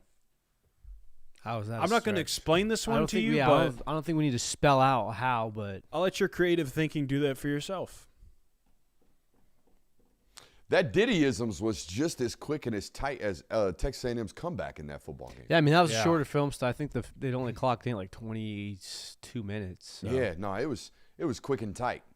Just immediate comeback. Also, there are 2 Diddies right away, just within the last 5 seconds. We got an absolute loaded local out for you guys tonight. It is Wednesday. We've got What If Wednesday. Is this the easiest win to date? We'll talk about it. Don't listen to this one, Kirby. I'm going to be honest with you. Coach, if you listen to this, if any players listen to this one, turn it off. We are about to absolute poop on your opponent in the coming segment, okay? So just ignore us. All the rat poison you All want. the rat poison you need. Ignore us. I know you're watching right now. Don't. Shut it off. I'm going to piss you off. Don't do it. Do not do it. So there's that. We're going to talk a little Gunnar Heisman tonight. So just rat poison show left and right. We're going to set the props for the backups in this football game tonight. It is rat poison galore. Let's get gluttonous. Make sure you're hitting that like button, subscribe, and rate, reviewing, all that good stuff if you haven't. Boys, is this the worst opponent to walk into Sanford Stadium to date, yes or no? I'm going to say yes. Here's why. 1-9. 1-9 with the lone win against Monmouth, okay? They've been in a singular one-score football game the rest of the season. They have been absolutely skull-drugged by the American Conference. They are so bad, the American Conference, at least this year, they're so bad, the American Conference might seriously have to contemplate removing them from the conference. Let's phrase it this way. This is certainly the worst FBS opponent Georgia has played in a minute, because let's not forget that they did play Tennessee Tech last year, and Tennessee Tech didn't complete a forward pass for most of that game. Oh, man. Now, this isn't as bad as when Kent State was getting just absolutely smacked around last year, was it? Was it Kent State last year that was just like 0-11 playing 4 Power 5 schools out of conference? They were pretty rough. Wasn't that who it was? Season. Yeah. So this is interesting. Now, chat was wondering, wasn't Charlotte good a couple years ago? No, Charlotte was in the news on this show because we love Biff Poggi. That was about it. Other than that, You think not a lot going on up there. I know he doesn't coach, and I know that he's not associated with this team anymore. But my heart and my fandom just has a little hope that maybe he'll be there on Saturday. Who? The Poge. Biff? Biff Yeah, Poge? He's man. with Michigan, isn't he? Yeah, he's on that staff now. No, Biff. Yeah. Comes- Hey, maybe he's advanced scouting. Yeah. Oh, Yeah. they do like doing They that. do like doing that. I would imagine he'd be the one with the budget personally to be able to do this. It would be. It's kind of hard. It would be him. It is kind of hard to hide a big jolly man with no sleeves on the sideline to do advanced scouting. Big facts. Yeah. You'd have to kind of send a more Yeah. pedestrian-looking fellow. Yeah, can't just grow a beard, put glasses on, and not be noticed. Yeah. You know? But yeah, to answer your question, going back to like how bad Charlotte is, they're 131st against the run. They're 126th against the pass defensively. Offensively, they rank 79th in the passing game, and in rushing offense, they also rank in like the 130s. If Georgia loses this football game, I'll get Backstreet Boys style blonde tips and paint my fingernails. If Georgia loses this football game, I will shave my head. If Georgia loses this game, I will tattoo my entire body. That's crazy. You know, that's, like permanent? That's permanent. Yeah. No, back off. Henna. You're going to have to Also- sit in a chair and get henna Guys! for 12 hours. We don't need to backtrack here, okay? You don't think? Entire Jay, well, that's like The entire body. $2,000. this what if, pro- the, what you if the guys- bus gets hit on the way to the dog walk? Well, then I would imagine the game's not going to be played. Jay, well, that's like a good point. $2,000, dude. I'm not even More worried. than that. Yeah, it's more than At two Dude, a minimum. sleeve nowadays costs $2,000. At These minimum. folks have gotten insane. Yeah, dude, I have very That's little how knowledge. insane It it would costs be. $100 for a consultation at a tattoo parlor now. You're acting like this could actually happen. It could. There's a 0.1% chance of this happening. I'll No eat way. white dog shit No, that's the curse. That's the curse. No, that's the one Why? thing you can't say. Oh man. Why?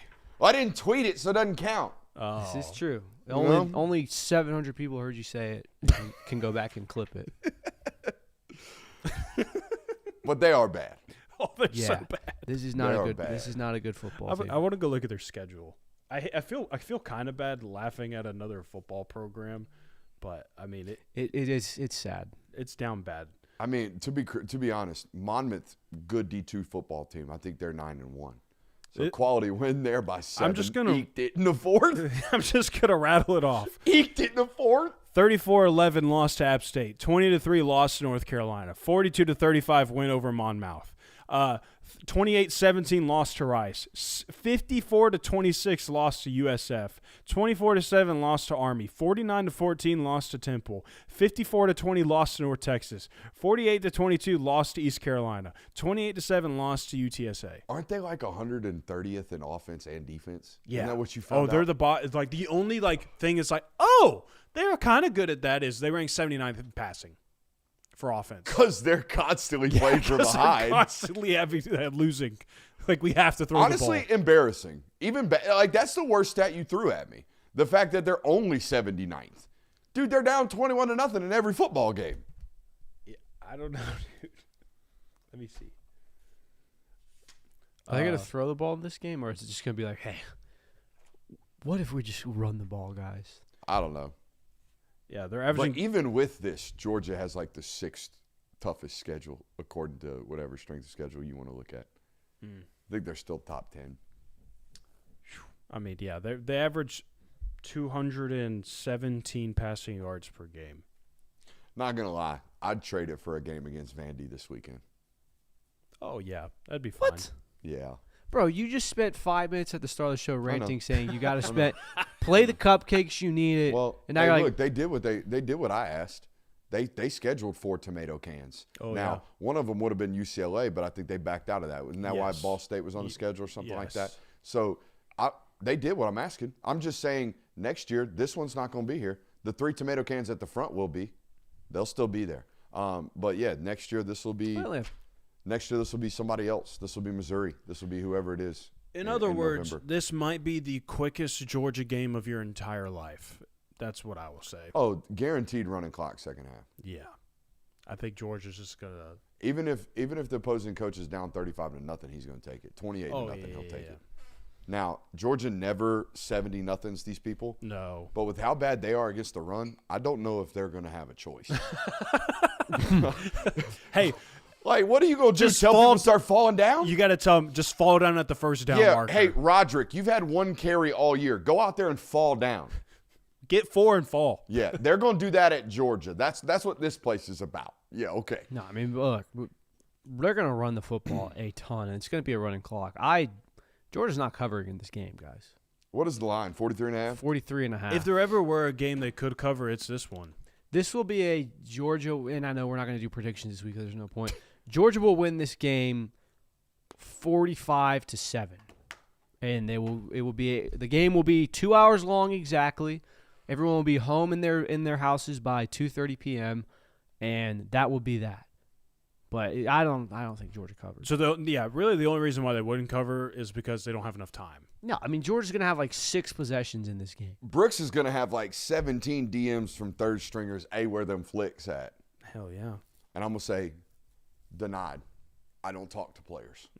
There you go. That's right. Tell your agent to contact me for your photos, Tell your agent to call our agent. like Gunnar Stockton does. Professional operation ran by 14. Hell yeah. That's Has he good. posted his Instagram photos this week? Yes. Are they mine? No. Damn. That's because Gunnar doesn't have Instagram. No caption either, by the way. Sick. Just the flicks. Just send him Just out the there. hardcore flicks. Yep. And none of them were mine? I didn't see the logo. He's offended. I'm blaming that on J. Will's post. You got a full album from him one time, I all did. right? I got a full album from him. The only reason I do photo albums anymore is so Gunnar Stockton posts my photos, to be honest with Are you going to text Gunnar? you. No, I'm He doesn't looking at talk his to players. Instagram. You I'm can text his agent? I and be do like, not talk to players. All right? Dear Let's see. Gunnar, I'm very That's not sad that you mine. didn't That's use not my mine. photos. That's not mine. That's not mine. Nope. Told you. Dang. It's all right. That's all right. We'll be all right. Dear Gunner. We'll shake back. Hey, what do y'all want to see this weekend? I did mine totally different. I have 10 things I want to see. I did 3 And y'all offensive. have actual categories, 3 goals, 3 offensive goals. So what do you want first, mine or yours? You go ahead and go Let's go with first. mine first. I don't want y'all treading on me. 1 to 10 or 10 to 1, Jonathan? 10-1. I'm going 1 to 10. I whispered it to you. That's why we need in-house audio. I need to be in your ear. I need to hit a button and go. I gotta be honest. Let's try this again. Hey, Jonathan, you want it 1 to 10 or 10 to 1? Waiting for 1 to 10. Attaboy, 1 to 10. Number 1. Do we need to go to the portal for guard and tackle? I want to know that by the end of this weekend. And here's what I mean. Daniel Calhoun, you got a chance. I hope you're healthy, buddy. I hope you got all the way through this season and all the way through this practice grind healthy, because this weekend you're going to get playing time, we imagine. And it's going to be playing time that we're going to view and watch and decide whether or not we're going into the transfer portal for a guard to start over you next year. I don't know if they're having conversations with you or whether or not your representation is having conversations with you about this, but they need to be. They need to be talking to you this week as if this is your damn Super Bowl, because it is. All right? Same thing for you, Ja Jackson. It's your daggum Super Bowl. If you do not play well against this football team this week in garbage time, they will 100% be bringing in competition to put in front of your plate in the spring. So just go ahead and get ready for that. That is the number one thing I am watching. Does Daniel Calhoun play good football? Does Michael Unai play good football? Does my man from Langston Hughes, my man Bo Hewley, do you play good football? Ja Jackson, do you play good football? All y'all need to, or else you're going to get competition in your room. I'm not telling you that based off sourced information. I'm telling you that based off the obvious facts. They do not go into seasons with questions at important positions. They don't. They don't project those things. They project, this dude is winnable. We know he is. If they don't know that by the end of this weekend, you might be in trouble with regards to your spot next year. Number 2, are we going to be for sure looking over this Puglisi thing? All right, and the reason I'm asking this is because it is getting very, very loud right now with Jared Curtis. Now, I am of the belief that I love everything that On3 does. I love everything they represent from a we love college football standpoint. We are going to pour ourselves and our resources into making the best thing we can for covering college football. All that being said, I don't necessarily believe in this smoke for Jared Curtis. All right, I don't. But he is the buzz on the Vandy stuff is I better play early and I better get a rack. I better get absolute paid. Now, he's getting paid well, not all that well. I don't believe this also because if it was all about I'm getting paid, he'd be an Oregon Duck right now. I don't think he'd be a Georgia Bulldog. So I don't necessarily believe that. But this weekend, do we get something for Puglisi and mop-up duty that says, hey, don't be automatically thinking after 2026, Gunner's second year of starting, that we just go hand this thing over to Curtis. Very interested in seeing that this weekend. Number 3, can we get enough from Zakovi White-Helton to maybe make him happy but not get him poached? I think it's really important. I think you've already done that. I'm sure. But have you, like this weekend, does he venture into that poachable category is all I'm saying. Because if I am someone who watches football as much as I do everywhere else around this conference, I look at 18's touches this year and go, whoo, that guy could play for me. Mm-hmm. And we're going to add to that B-roll this weekend. I think it's very obvious, though, that the Zakovi White plan is, hey, you see what Zachariah Branch is doing right now? For sure. That's you next year. For sure. There's no one we're going to bring in to compete with that. There's no one that's going on this roster right now that is in a position like you. We've got you returning punts already. You've gotten the reps. That is you. I don't think that he's going to worry. If there were poaching people, he would already be getting talked to. We'll be spinning that on his head. Hey, Zachariah Branch is doing great this year at Georgia, and that's awesome that they're promising you that might be your role next year. But look at what has already happened to Anthony Evans' career right now. This is very true. You see what I'm saying? You have to weigh this this counter recruiting measurement that you're ultimately going to get. Number 4, can Zayden Walker and Anthony Croma, can they show off ball Cruma? There's no M. Crua. There's no M. There's no M. AJ Crua. I'm doing the Usmani Croma thing again. AJ Crua.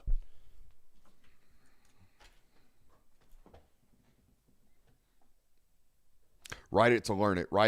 Can Zayden Walker and A.J. Crua play good off-ball linebacker snaps? I know Zayden can rush the passer, Buddy, we knew that about Zayden coming out of high school. That kid was a 5-star outside linebacker. We knew that about him. Go watch his high school tape. We knew the twitch was there. What I want to know is, can he play off-ball linebacker good enough to where, again, are we going to have to go into the portal? We talked about this when we had our portal discussions, and we'll have this rehash itself when the portal comes open.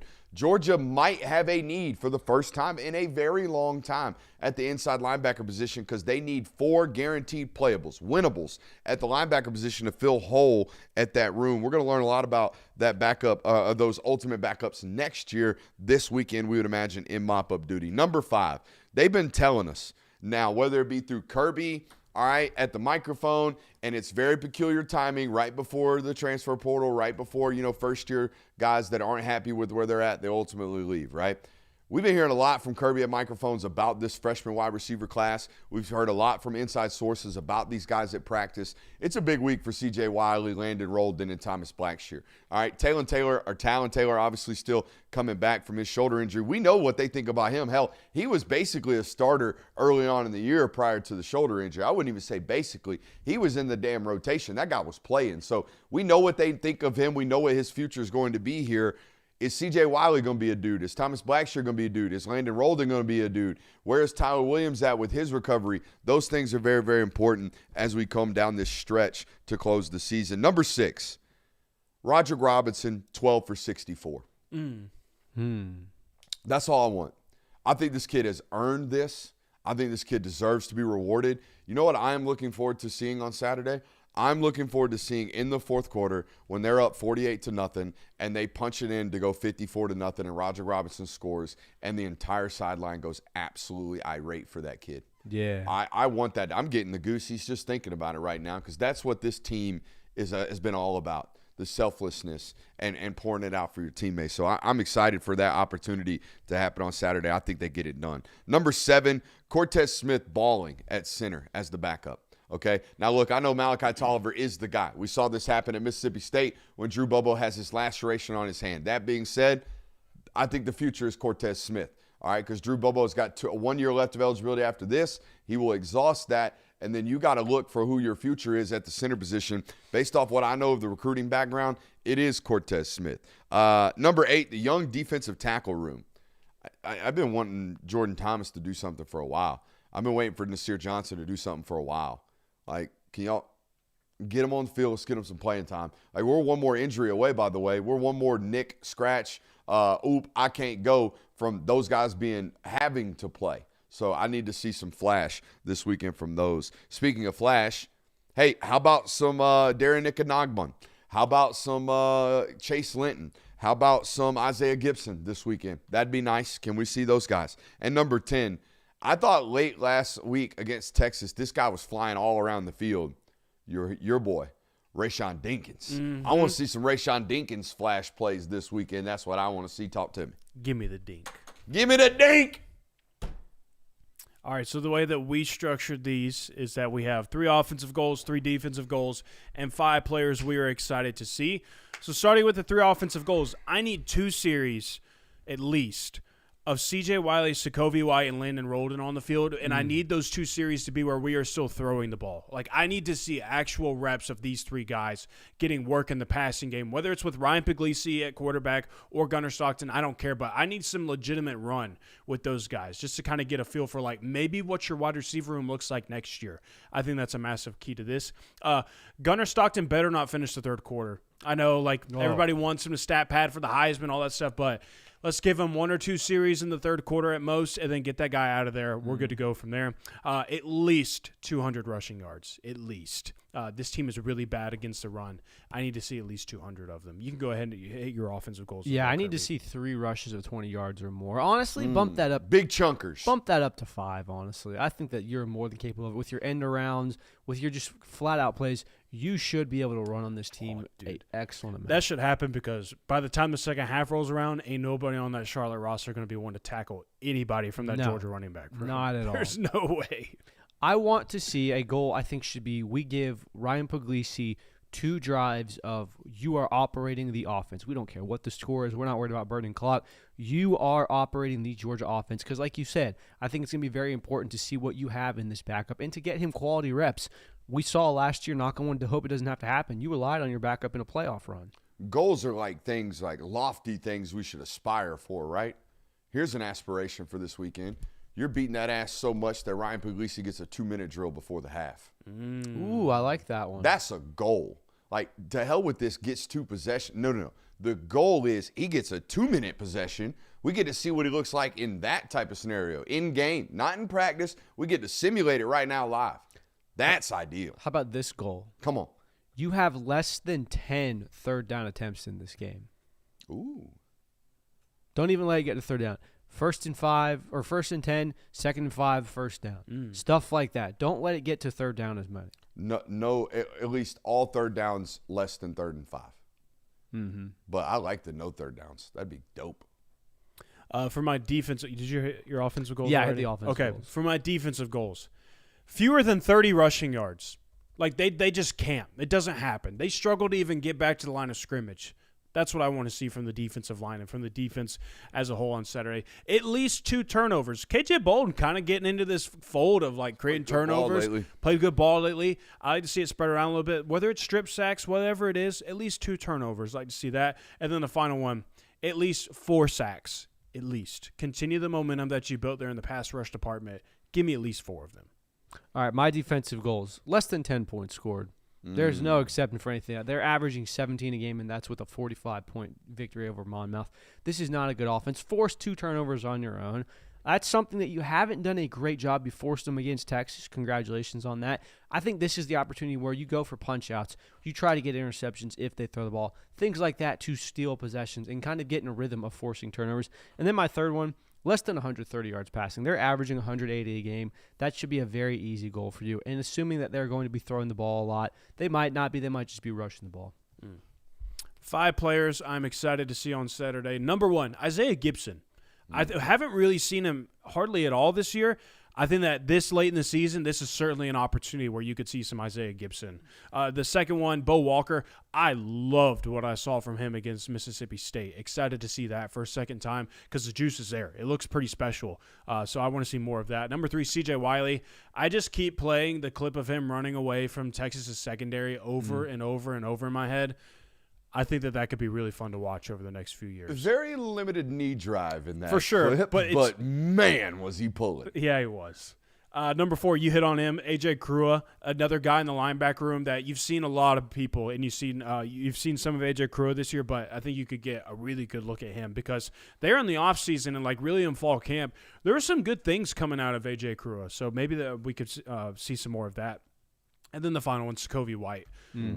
That's just always one I want to see, though. Sokovia is there's a few players I noticed, like, when I watch football, of like, and I felt this way about Anthony Evans when he was here at Georgia, of like, just get that guy the ball because he just has a way of bouncing off defenders, finding creases, and making plays with his legs every single time. I feel that way about Sokovia. I really want to see that on Saturday. Yeah, my 5 players I want to see. Ryan Puglisi, obviously. You only get to see the backup quarterback 2 to 3 times maybe. This is one of those opportunities. Excited to see him. Number 2, Dominic Kelly. Ooh. One of, I think, me and Jay will believe that this is one of the young rising stars, probably the next one in the great Georgia Corners room. Bo Walker is another name that I want to see. He had some very ferocious and angry runs against Mississippi State a few weeks ago. I'd like to see him have a few more of those. Number 4 is Jeremy Bell. You heard all these things about how athletic he is. You saw him tear it up in the G-Day game. I think this is an area where he could absolutely have a big game. And then number 5, J.J. Hane. I think that he's a defensive, interior piece that could absolutely have a really big game. Could kind of cement a big position for that. Absolutely. I like me some J.J. Still looks like a child. Every time. Babyface. Hey, this is the last game the last regular season game of Georgia's home schedule this year, which means we're getting close to the holiday season. If you're season! Yeah. If you're looking for a great gift for your dad, your significant other, your brother, your sister, your son. You're not my dad. Head over to ridge.com and pick out one of these fantastic wallets they have. There's another keychain that they have as well. I can't find it, that holds all of your cards. It is a sleek, durable design. It's not one of these big, heavy leather wallets. They also have some other gizmos for your phones. Gadgets and gazmos. Gadgets and gizmos. over there at ridge.com. Promo code Brooks10. Hey, this is the good stuff right here. I use this every single day. My rechargeable battery pack. I don't use a charger throughout the day. I am full juice, full go all day long. You can get me anytime you need me, thanks to the folks over there at Ridge. Quality products all around. Gazmos and Gidgets over there at ridge.com. Jeez, man. I think it's almost impressive my brain could do that wrong. Right? Yeah. What else we got, boys? We got a couple of things. Do we want to talk about how Gunnar Stockton can win the Heisman? Do we want to just give the rat I mean, poison? I would love to be a homer. Yeah. Let's do it. Bark at me real quick. No. Okay. I didn't like that. Gunnar Stockton's currently 5th in Heisman odds, depending on where you check right now. He's actually behind Diego Pavia.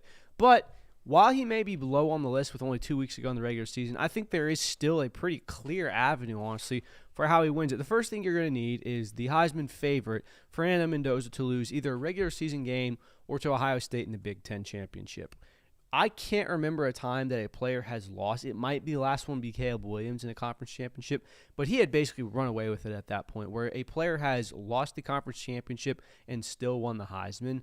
I think that if Fernando Mendoza loses any game from here on out, he will probably drop in the Heisman rankings. Second, you need Julian Sayin to lose a game to Michigan, preferably to Michigan, because if Fernando Mendoza wins a Big Ten championship, obviously he's going to be the favorite. If Julian Sayin can lose to Michigan and then Fernando Mendoza loses in the Big Ten championship, that's going to eliminate both of your Big Ten quarterbacks likely having. What are you doing right now? What are you talking about? This is a dog in the studio. I don't know what you're talking about. I don't know why you think it's me. Crazy. Anyways, It's sitting right there. Diego Pavia, who for some reason also has better odds than Gunnar Stockton right now, needs to look pretty pedestrian against Tennessee. I don't think that you have to. Statistically, he's been pedestrian all year. So what do you mean? Yeah, just not have a great game. I think Diego Pavia is one of these guys where he's not going to climb up because there's nothing left for him to climb up with. Whereas a guy like Gunnar Stockton, we'll get to that later. Finally, you need Ty Simpson or Marcel Reed to have a loss in their rivalry game. And then you, Gunnar Stockton, would need to beat whoever the SEC champion opponent is. So there is an avenue for Gunnar Stockton to win the Heisman. It involves him balling out still and winning the SEC championship, but it also involves teams ahead of you losing. So I think the good news for Gunnar is that there is no statistical compiler this year. There's nobody with like absolute bonkers numbers. No. In fact, he's on par with every candidate. Mm-hmm. He's on par with every candidate. Mm-hmm. I would argue statistically, like Murray did on this show last night. Shout out to Mac and Murray. I mean, you could slant the stats to make it seem like he is statistically the best quarterback in college football right about now. So I think for me, it's the total touchdown number. Mm-hmm. He doesn't have to play more than 2 quarters this weekend, but he better throw or run for at least 3 total touchdowns. Like we got to get to a 40 total touchdown number to be willing or deserving of a Heisman, in my opinion. But again, like statistically, this will be the least impressive Heisman we've probably had in 20 years. Yeah, it'll be one. Like I said, it'll be both controversial and probably not one you remember. Probably. You know what I got to thinking about? This would have been the only year where Trevor Lawrence would have won a Heisman. Like Trevor Lawrence never racked it up. Trevor Lawrence was always like a 3,200, 3,300 guy.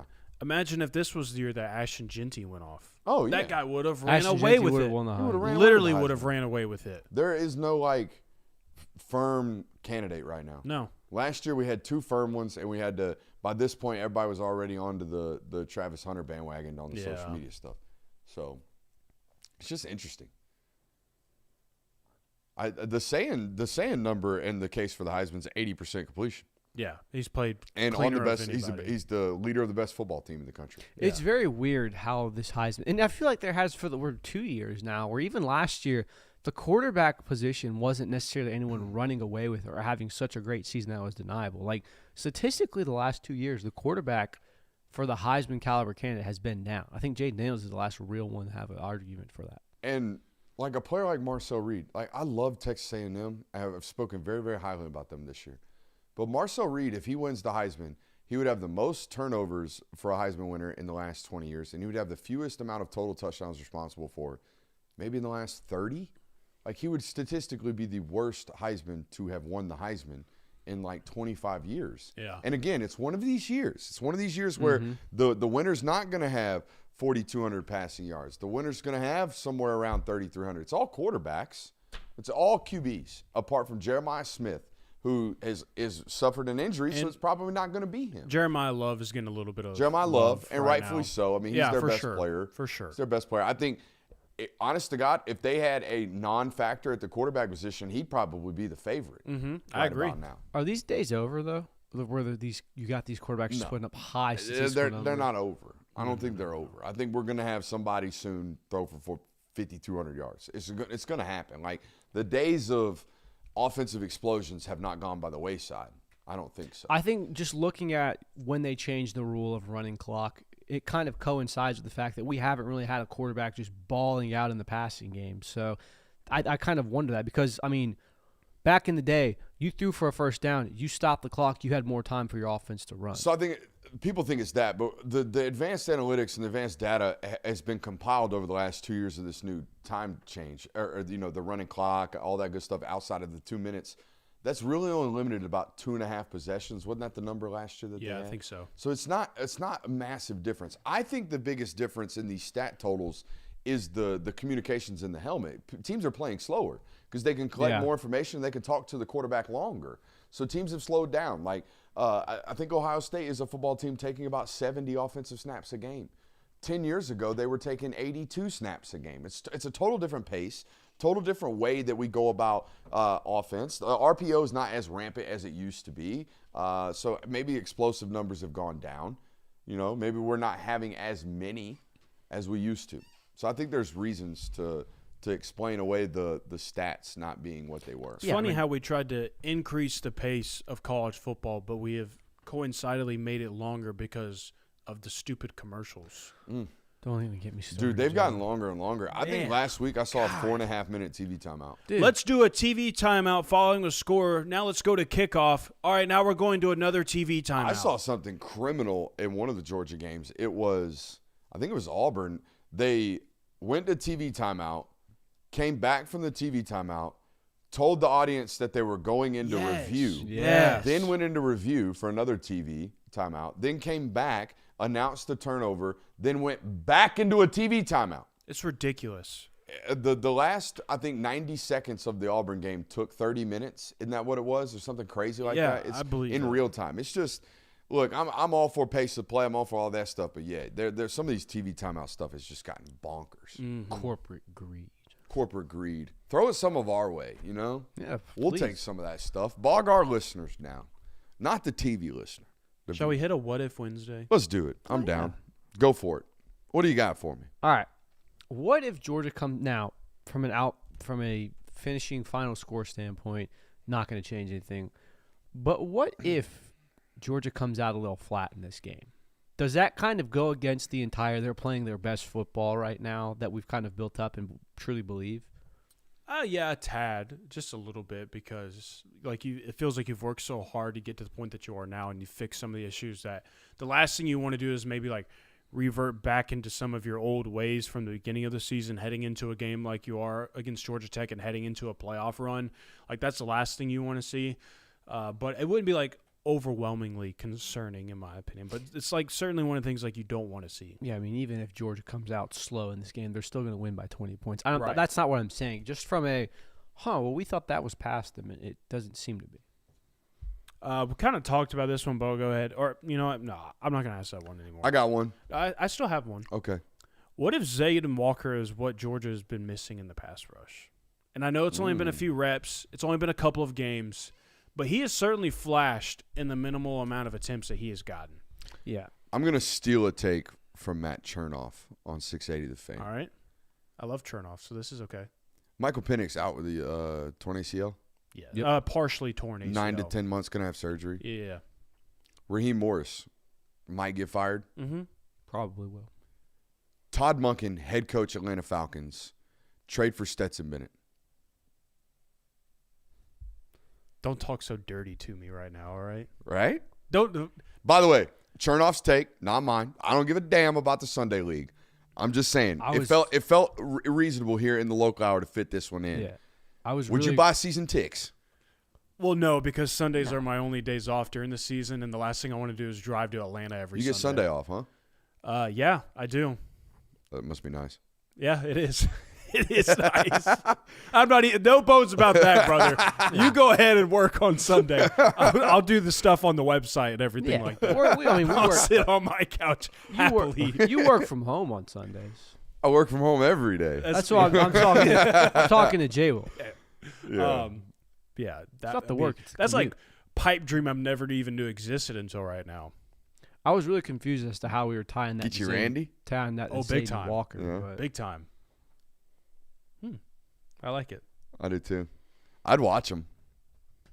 I'll hit another one. What if we start to see Chris Cole dial it in like we have seen from some of these other younger players? I mean, if Zayden Walker is the piece you've been missing and Chris Cole really starts dialing in, Georgia's pass rush got very scary very quickly. Like, put it this way. Chris Cole is being asked to do way more than anybody else on the defense right now. I would argue way too much.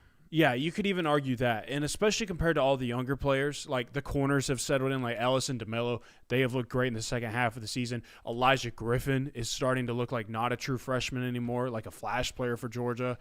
All those things. Maybe at this point in the year you start to see Chris Cole. And maybe because, like, if Zayden Walker becomes more of a factor and things like that, maybe you do see, like, Chris Cole have fewer responsibilities now and him start to really settle in and be like this super special player that he can be. Mm-hmm. Yeah, I mean, like you said, if that happens, I think the one question that I would have from that is, where was this the first 7 or 8 games of the season? Why did it take so long? I understand that player development is a big thing. I understand that sometimes it takes a while before you get all the cylinders firing, but it does feel like, should this continue, what we've seen from the Mississippi State game and the Texas game, the pass rush has kind of done a big 180. Now, I know that they were getting pressures. I know they were doing things to hinder the quarterback. They were also playing the 2 worst offensive lines in the league, arguably. Mm-hmm. This is true. Mississippi State and Texas are putrid up front right Very, very true. And I think that might be a kind of like a way to taper expectations here. But if you finish out the regular season like this and you look good against Georgia Tech in the pass rush, and if you make the SEC championship and you have a good pass rush again, I do think it is kind of what took so long for that to start. People in the chat asking about C.J. Allen. Look, this has never been a place where you come for elite, like, first to the news with regards to medical stuff. I'm not one that digs on the medical staff, never have been. Don't dig on coaches for it. think it's not inappropriate. It's just it's not what I do. It's not my your bag. lane. It's not my bag. I leave it to other reporters that are great at it. That being said, the information that I have about CJ is that there is no structural damage.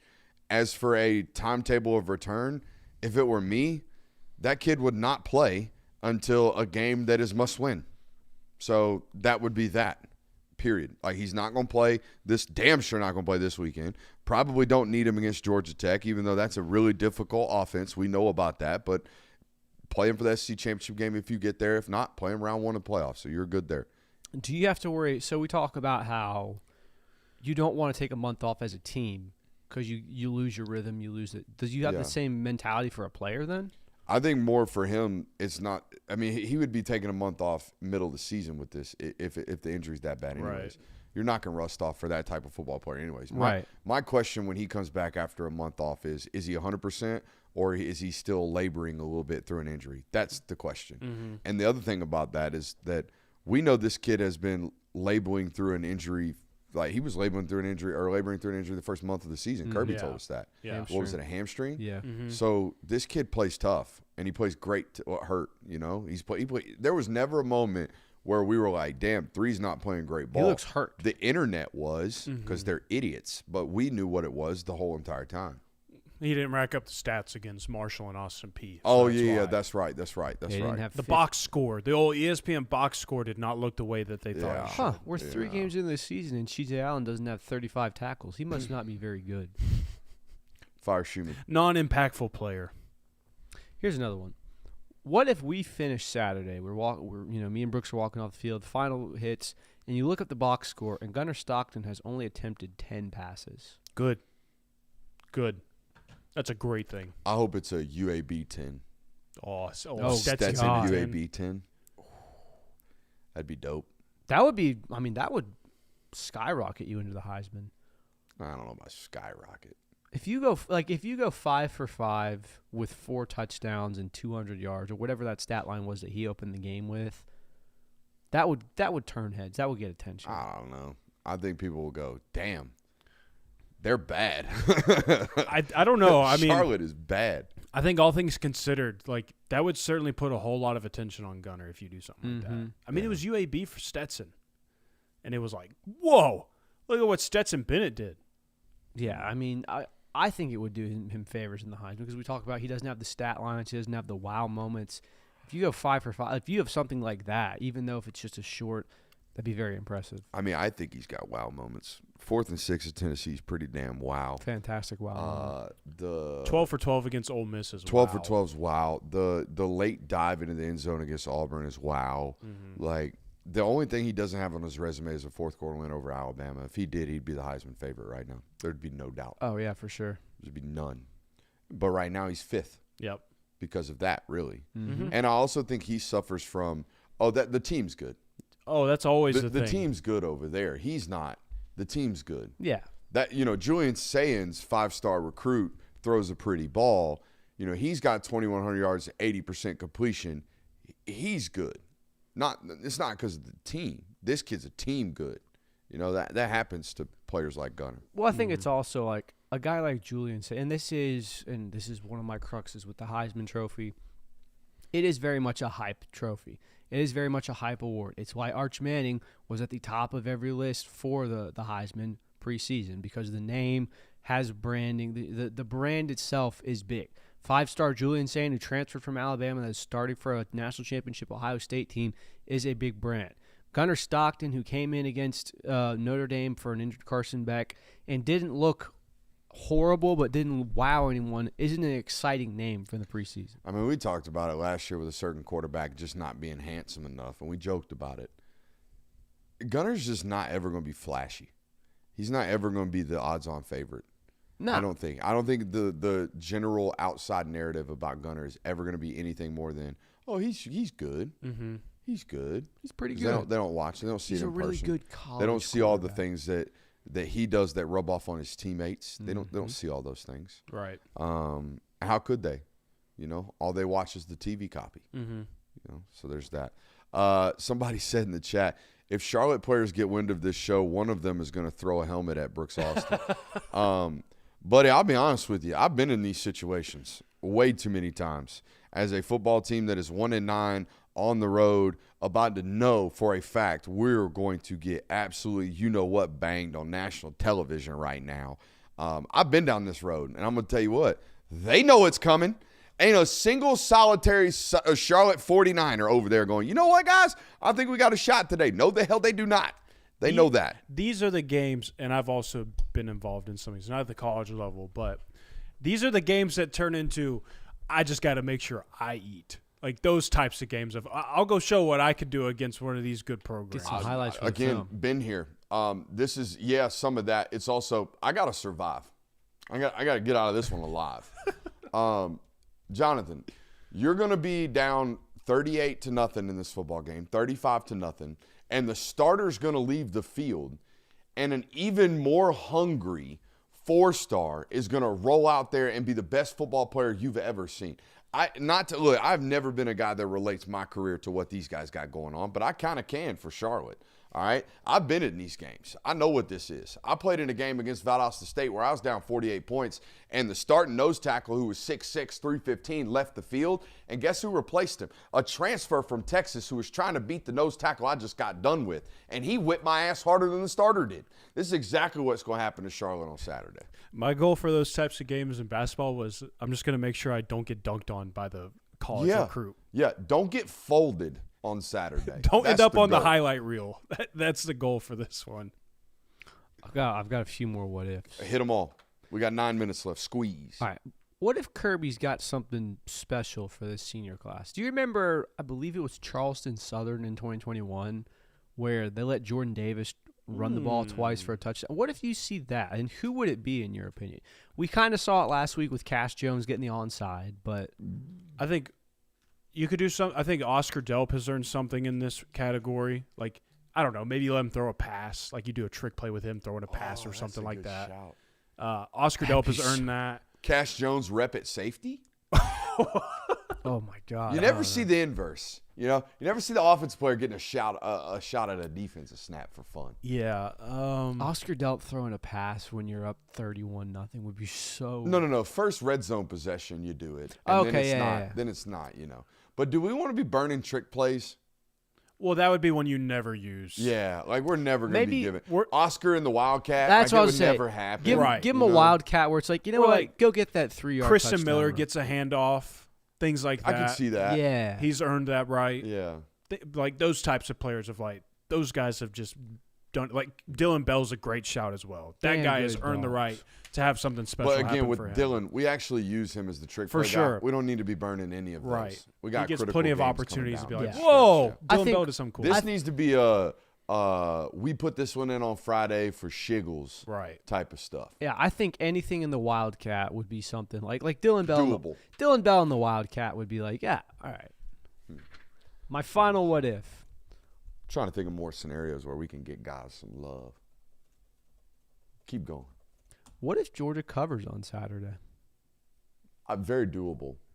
Again, man, like I think there is a legitimate chance where in the fourth quarter, you know, third quarter they're up 35-0, taking their foot off the gas. The twos get put in there and just run it down their gullet for 3 possessions. You don't think that? I think the twos could run the ball for 21 points in the second half in this game. Oh, I could see it. I mean, and that's all it really would take. Yeah. Unless they are deliberately being told you're not allowed to score, it could very well happen. And I don't see why you would do that, like to start the second half or anything like that. Ooh, nah, Thorson's rehabbing a knee. Like get Brett Thorson a touch. No. It's got to be something where, like, when Jordan Davis lined up in that, because they did the heavy position or the heavy formation. Jordan Davis motioned over to the running back, and everyone was like, "Oh my God, he's gonna get a handoff," and he did. It's got to be something like that where, wait, are they actually gonna do this? And they do. I don't think it's gonna be, oh wow, Brett Thorson ran a fake punt or Oscar Delp ran a reverse pass or something like that. I don't think they're gonna do trickery. I think it's just gonna be, here's a tip of the cap to a senior class that we really appreciate. I like it.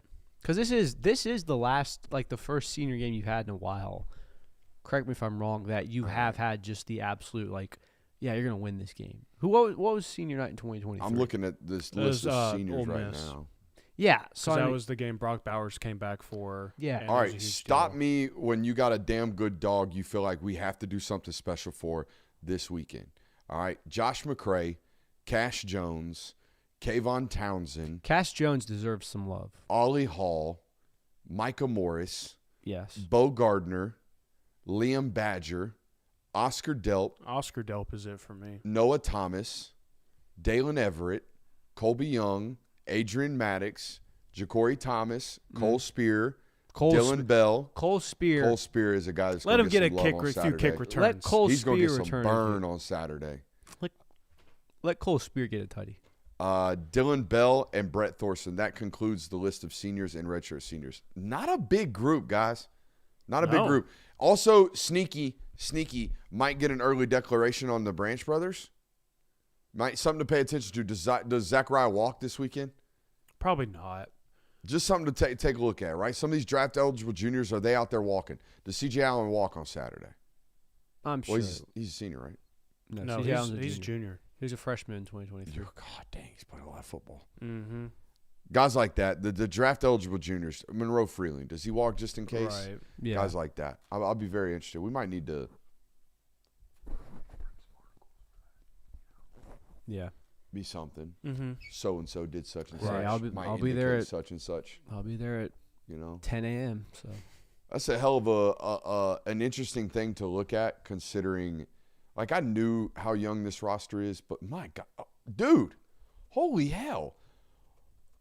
This entire roster, it seems like it's redshirt freshmen and freshmen.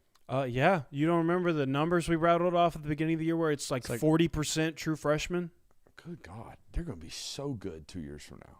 A year from now, they're going to be good. They're great now, but woof, they're going to be a problem in a year and a half. We good?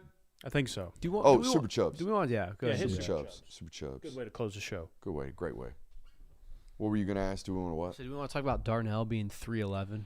Yeah. I mean, Have you seen the man? Yeah, that and like, did you see the man in college? He was swelling all the way in college. Like the moment he got there, it was like, damn, they put 40 pounds on him? No, he put 40 pounds on him. From what I've been told, and this isn't just a Darnell thing. This is humans. This is American gluttony right here. You know what I think has been a major problem, and they're not a sponsor, so I can say this. You know what is a major problem for people who have food addiction? Uber Eats, DoorDash, all of that good stuff. Because guys like, college football players with disposable income, they get home at 10 o'clock from their day, and they're like, you know what sounds really good? A double quarter pounder with cheese and a large fry and a Coke. And then next thing you know, you just flush 1,300 calories down your gullet at 11 o'clock at night. And now, yeah, you might be 22 years old, but you're 267 now. And you've done this for 3 years now. So now you're 308. And now you've done this for 4 or 5 years now. So now you're 311. So, yeah. And it's great that he's making plays. I don't foresee a 12-year career in Darnell Washington's future. Do you? Not at that rate. What do you think his knees at 6'8", 311 pounds hold up at tight end? He won't be playing tight end, that's for sure. Yeah, and that's the problem with it. It's all fun. It's all great. It looks cool. We get to go viral for being a big body throwing people around. He could do that shit at 270. He could do all of that at 270. Let's see here. Jam Miller Jelly Leg Film Study. Probably not. Beer on me if you do that sort of thing. Happy birthday, Unc. The boys can have a beer. We'll take a beer on the boys. J-Will can have it. Yeah, whiskey on the rocks, no chaser. What does coach tell his players in a game like this? If you go half speed in football, you get hurt. Like, we do everything full speed. That's what we do. Like, you tell them that kind of stuff. Hold My Beer Man says, I want us to handle business so emphatically that we see Ryan Montgomery in the fourth. That's a goal. That's a good goal. Reality_witness says, FGN rocks. You damn right. This place is the best. In Shyman 1421 says, love the show, boys. Simple question. If Gunner's name was Gunner Manning, is he your Heisman frontrunner? Absolutely. Have a hard time thinking if Arch had those stats and records, he would be a runaway favorite. He would be. Yeah, he probably would. Yeah, I mean, if roles were reversed. It's the name. Yeah. Noah Hill says, Brooks, remind them what Tech did to Utah. I'll tell you what. In that football game, I felt as if Utah went out there and laid a Cleveland steamer. Crazy. That's We'll see you guys tomorrow. That's crazy. Yeah. I haven't heard the Cleveland Steamer since middle school. Shit right on the chest.